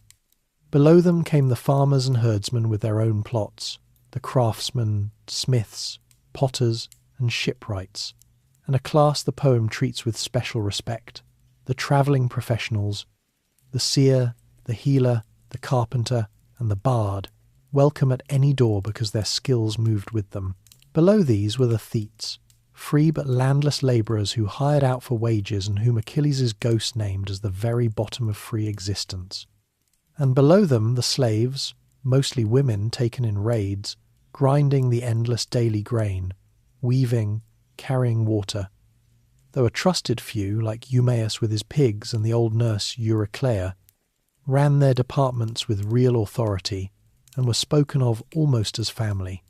Everyone, high and low, lived on the same trinity, barley and wheat for bread and porridge, wine always cut with water, and olive oil for food, lamp and skin, with figs, cheese, onions, and legumes alongside. The endless roast meat of Homer's feasts was the luxury of the great house, and even there it marked an occasion. Meat meant sacrifice, and sacrifice meant the gods got the smoke and the savour while the mortals, by a convenient arrangement negotiated in myth by Prometheus himself, got the dinner. Into this world, at the bottom of it, stepped its rightful owner, dressed as the lowest thing a free man could be, and began systematically begging from the men at his own tables. It was reconnaissance disguised as poverty. Moving man to man with his palm out, he was measuring each suitor, sorting, Homer says, the decent from the vicious, though the sorting would change nothing in the end, and the suitors obliged him by identifying themselves. Their ringleader was Antinous, the most arrogant of the pack, and where the others tossed the old beggar scraps, Antinous picked up a footstool and threw it, striking him at the base of the right shoulder. The hall went quiet at that.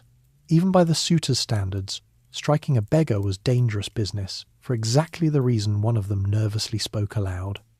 The gods, everyone knew, walked the earth disguised as strangers and beggars, observing the justice and violence of men.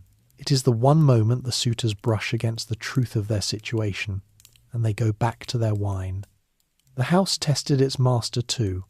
A genuine beggar named Iris, the palace's resident sponger, resented the competition and challenged the newcomer to a fist fight, and the suitors, delighted, made a sport of it and put up a prize of goat sausages. Odysseus stripped for the bout, revealing rather more thigh and shoulder than the rags had advertised, hit Iris once, carefully, below the ear, and dragged him out by the leg to prop against the courtyard wall. The suitors laughed themselves helpless and congratulated the old fellow. They had just watched their executioner warm up, and they thought it was dinner theatre. Upstairs, meanwhile, the poem turns to the person this entire war of nerves is actually about. Penelope, 20 years into a defence with no relief in sight, chose this evening to descend into the hall, radiant, and announced to the suitors that the time of decision was approaching, and that proper suitors, by the way, ought to bring gifts rather than eat a woman's house bare. The suitors scrambled to send home for robes and gold, and Odysseus, watching from his corner in his rags, rejoiced quietly at the performance. Whether she somehow sensed something that night, or whether 20 years with this woman simply taught him what her manoeuvring looked like, the beggar in the corner recognized a fellow professional. Their interview came late that night, by the fire, when the hall had emptied, the queen and the stranger, husband and wife, one of them knowing it. She asked who he was, and he spun a Cretan tale again, but this time laced with truth, claiming to have hosted Odysseus himself long ago, and describing, to prove it, the very clothes and the golden brooch her own hands had chosen for him 20 years before. Penelope wept at the description. The snow melting on the mountains is Homer's image, and the man who caused the tears sat beside her, and in that hall of enemies could not comfort her, keeping his eyes, the poem says, hard as horn or iron behind their lids. He fed her hope in measured doses, swearing that Odysseus was alive, near, and coming. She could not let herself believe it. Hope, for this woman, had become the enemy, the thing that had been picking her wounds open for 2 decades. Then she did him a kindness that nearly ended everything. She called for the old nurse to wash the honoured stranger's feet, and the nurse was Euryclea, who had raised Odysseus from infancy. He realised the danger a half-second too late.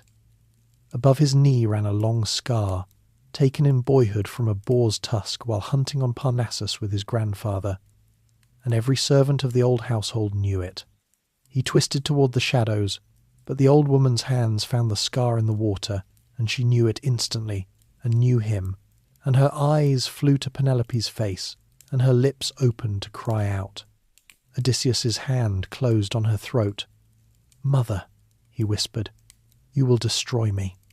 Not a word, or you die with the rest." The old woman, iron under the wrinkles, swore herself silent, and finished washing the feet of the boy she had nursed, saying nothing, while the queen sat a few steps away, wrapped in her own sorrow, noticing none of it, because Athena, the poem says, turned her thoughts aside. Before they parted, Penelope told the stranger 2 things. The first was her dream, 20 geese in the yard slaughtered by an eagle, and the eagle speaking with her husband's voice, and the beggar assured her the dream needed no interpreter. The second was a decision. She could hold out no longer, she said. Tomorrow she would set the suitors a contest, her husband's old game. She would bring out his great bow and line up 12 axes as he used to, and the man who could string the bow and shoot an arrow through the 12 would have her, and she would leave this house forever. The beggar leaned forward and told her to hold the contest without delay. Odysseus, of the many devices he promised, would be there before any of these men ever strung that bow. That night, the king lay sleepless in the entryway of his own palace, listening to the giggling of the disloyal maidservants slipping out to the suitors' beds. His heart, Homer says, growling inside him like a dog over her pups, and he slapped his own chest and spoke to his heart directly. Endure, heart. You endured worse the day the Cyclops ate your comrades. And the heart obeyed and endured and waited for morning, which was going to be quite a day, the contest of the bow. The day of the contest arrived dressed as an ordinary day, a feast day of Apollo, as it happened, the archer god, which no one in the hall seems to have found ominous, though they were about to. The suitors trooped in as usual, slaughtered the animals as usual, and settled to their eating, and the omens began stacking up around them unnoticed. A seer among them, Theoclymenus, looked at the laughing company and suddenly saw them as they would shortly be, shrouded in night, the walls dripping blood, the porch full of ghosts hurrying down to darkness, and he said so, out loud, and left the building. The suitors laughed and suggested the man needed an escort, since he apparently could not tell day from night. There is a special quality to the laughter of men whose luck has already run out, and Homer lets us listen to it all morning. Then Penelope went to the storeroom. Homer slows the poem down for this, and we should too. She took the bent bronze key with its ivory handle, opened the doors of the innermost chamber where the treasures lay, and lifted down from its peg the great bow of Odysseus in its shining case, a legendary weapon with a history of its own, given to the young Odysseus by a friend later murdered by Heracles, and never taken to Troy, kept at home all these years in memory of that friendship. The queen sat down with the case across her knees, took out her husband's bow, and cried over it for a long time. Then she dried her eyes, walked down into the hall full of feasting enemies, and announced the terms. The bow of Odysseus, 12 axes set in a line as he used to set them. Whoever strings the bow most easily and shoots through all 12, I will follow him from this house. Telemachus dug the trench and planted the 12 axes in a dead straight line, to everyone's surprise, including possibly his own, and the contest began. Now, about that bow, because the physics of the scene is the whole point of the scene. This was a composite recurve bow, a laminate of wood, horn and sinew, and such bows, when unstrung, curl backward against their draw direction. Stringing one is a feat of technique as much as strength, requiring the archer to bend the whole stiff spring of the weapon against its nature far enough to slip the loop over the nock, and a heavy war bow of this kind simply cannot be strung by an untrained man, however large his shoulders. The suitors were about to take a public examination, designed by the absent examiner, in a skill exactly none of them possessed. Whether Penelope understood this perfectly well is a question the poem leaves glinting quietly on the table. The first suitor to try, a decent one, as it happens, could not budge it. The bow, Homer says, wore out his hands as he worked it uselessly back and forth. Antinous, sensing a public relations problem developing, called for grease and a fire, and the suitors warmed and larded the weapon and tried it in relays, and one after another, the leading men of Ithaca strained, sweated, and failed in front of the woman they proposed to carry off. Eventually even Antinous surrendered to prudence, proposing they adjourn the contest to another day, today being, after all, the feast of Apollo, and who shoots arrows on the archer's holiday. It was gracefully done. It was also, though he could not know it, the last good idea of his life. because while the nobility failed at the bow, the beggar in the corner had been running the final errand of his long game.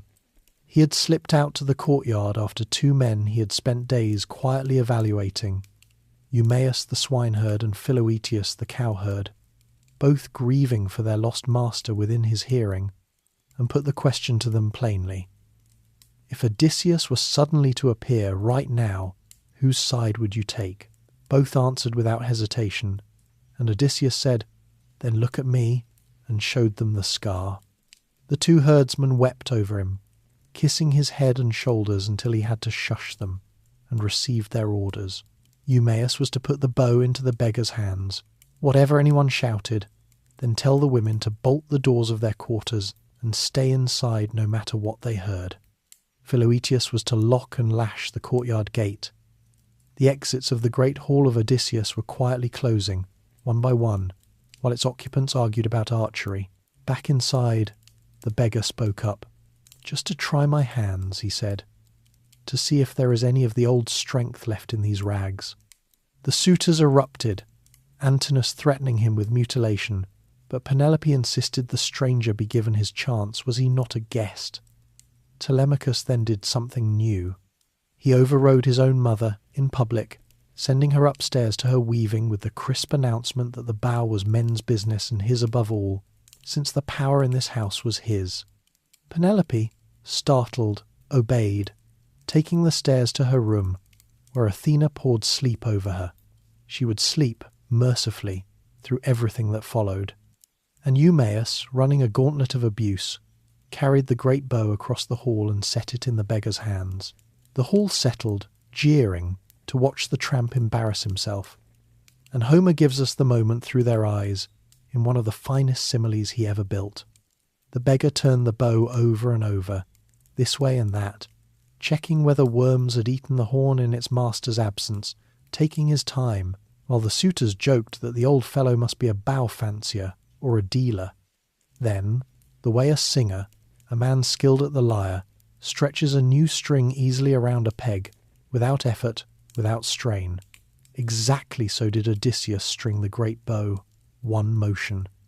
Then he plucked the string with his right hand to test it, and it sang under his touch like a swallow's note. The suitors' faces changed colour. "Altogether," Homer says, and at that precise moment Zeus thundered out of a clear sky, and the beggar smiled at the omen. He was already holding an arrow. He did not stand up, did not pose, did not even set his feet. Sitting on his stool, he laid the shaft on the bridge of the bow, drew string and notched arrow straight back, and sent it through the helve sockets of all 12 axes. First shot, end to end, not grazing one. Then, into the silence, he spoke to his son. "The stranger has not disgraced you," he said. "My strength is unbroken, whatever these gentlemen thought of me. And now it is time to serve these Achaeans their supper, while there is still light, and after it, some other entertainment, with song and lyre, the crowning graces of a feast. It is the coldest dinner invitation in Western literature, and only 2 people in the room understood it." Telemachus heard the signal, hung his sword at his side, took his spear in his fist, and moved to stand beside the ragged man on the stool, armed and glittering. Odysseus stripped off his rags in one motion, and leapt up onto the great threshold, the high stone door-sill commanding the whole hall, the bow in his hand and the quiver's arrows poured out at his feet. "Now," he said, "that game is over, and there is another target, one no man has hit before." And every door was locked, and the walls, thanks to the sun's quiet work with the armoury, hung bare of weapons, and 108 men looked up from their tables at the archer, standing between them and the only way out, and understood, at last, whose house they had been eating in, the reckoning and the olive-tree bed. The first arrow went to Antinous. He was lifting a golden 2-handled cup of wine to his lips, and death, Homer observes, was the last thing on his mind. For who at a feast, among so many companions, would imagine one man attacking a crowd? The arrow took him through the throat, and the cup fell, and the suitors sprang up in a roar, scanning the bare walls where the shields and spears had always hung, and shouting at the beggar that he had just killed the noblest young man in Ithaca by accident, and would die for it. They still thought it was a mishap. Odysseus corrected them. "You dogs," he said. "You never thought I would come home from Troy. You wasted my house, courted my wife while I lived, and feared neither the gods nor any human vengeance. Now the cords of destruction are fastened around every one of you." The suitors' spokesman, a smooth man named Eurymachus, tried the only two tools he had. First negotiation, blaming everything on the conveniently dead Antinous and offering full restitution, 20 oxen apiece, bronze and gold, until the king's heart was soothed. Odysseus refused it flatly. "Not for your whole inheritances," he said. "Would these hands stop before every trespass is paid for?" Then Eurymachus tried the sword, calling the others to charge with tables for shields, and got as far as one step. The battle that followed filled the hall, and the poem does not rush it. Odysseus shooting man after man from the threshold while the arrows lasted. Telemachus running to the storeroom for armour and spears for their side. The loyal swineherd and cowherd fighting beside their master. 4 men against the mob. There was one breach, a treacherous goatherd who found the armoury door and began arming suitors, 12 of them, before he was caught in the act. Trust, and hauled up a pillar to wait for later. And there was one intervention. Athena joined the fight, first in disguise, then raising her aegis, her terrible storm shield, from the rafters, and the suitors stampeded down the hall like cattle under a maddening fly, and the 4 hunters followed them, striking, and the floor of the great hall ran and smoked with blood. Homer, who had watched men die at Troy for one whole epic already, spares nothing here, and permits exactly 2 survivors. The bard, Phemius, who had sung for the suitors under compulsion, spared because a singer is sacred, and the herald Medon, who had minded the young Telemachus, found hiding under an ox-hide and hauled out trembling. Everyone else, all 106 remaining, ended in the hall they had feasted in. The priest among them, who clasped the king's knees and begged, was refused, on the grounds that a chaplain to that company had certainly prayed for the king's death. When it was done, Odysseus stood among the bodies, spattered, Homer says, like a lion come from feeding, and forbade the old nurse her cry of triumph over the dead. "It is unholy," he said, "to gloat over slain men. The gods and their own hard deeds destroyed these."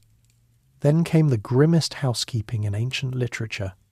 The 12 maidservants who had betrayed the household were made to carry out the corpses and scrub the tables and the floor, and were then, on Telemachus's order, hanged in the courtyard, and the treacherous goatherd was butchered.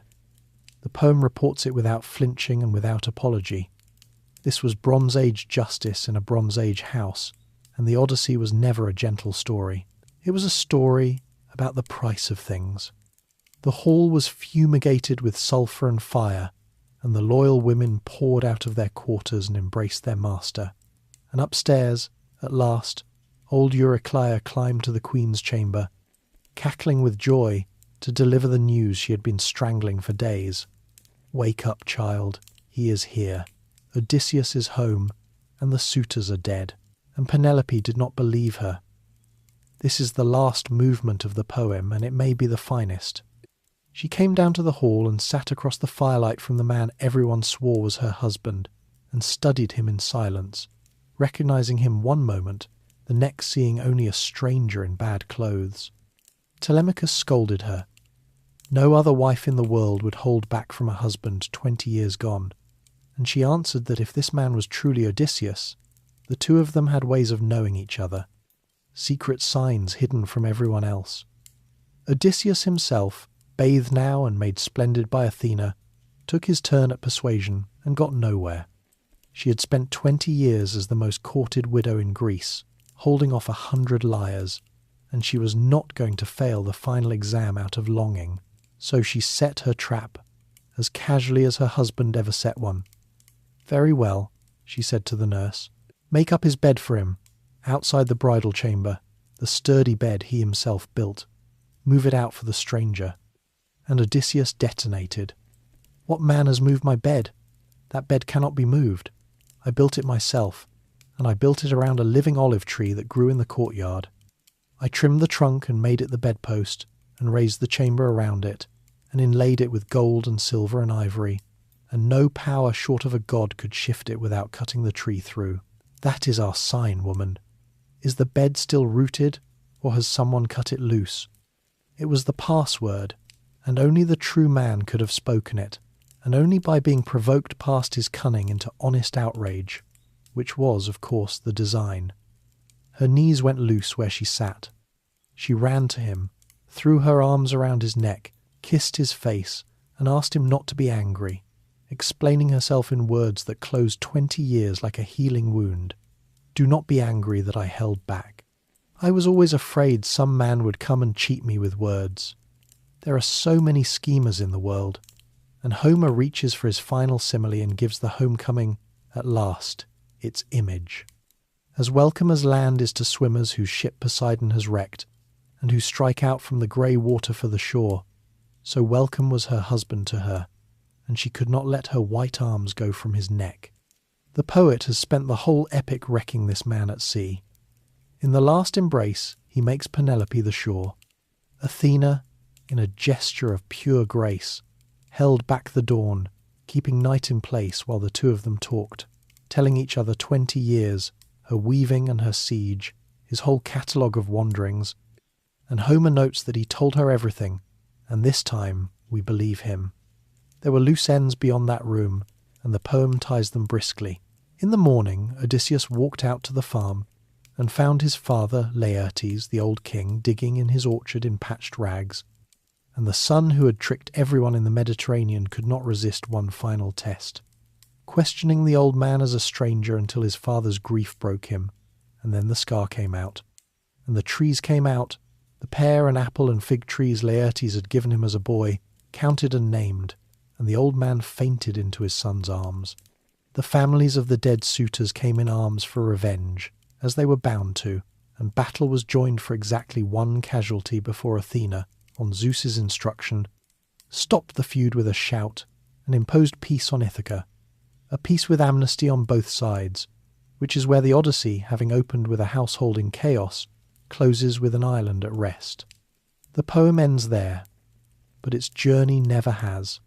For nearly 3,000 years this story has been the story, the template underneath half the tales our species tells. Every long way home, every clever underdog, every faithful wait, every wanderer's return borrows from it, mostly without knowing. Its hero's name became a common noun in 100 languages, an Odyssey, any long difficult journey towards something that matters. Sailors, soldiers and emigrants have carried it with them. Philosophers have argued with it. Poets from Virgil to our own century have rewritten it. And through all of it, the heart of the thing has stayed exactly where Homer left it, in a man on a beach refusing eternity because it was not home, in a woman unravelling a shroud by lamplight, in a dog's tail moving on a rubbish heap, and in a bed built around a living tree, still rooted, after everything. They found each other again, the two cleverest people in Greece, and the tree held, and the story was over. And now, gently, let it be over for you as well. There is no more sea to cross tonight. The hall is quiet, the fires are banked, and every ship is home. If you are still awake, you do not have to be. Another journey is waiting on your screen whenever you want it, and it will keep. If tonight's voyage carried you somewhere good, you can like the video and subscribe, or leave a thought in the comments, and I will read it in the morning. But that is tomorrow's business.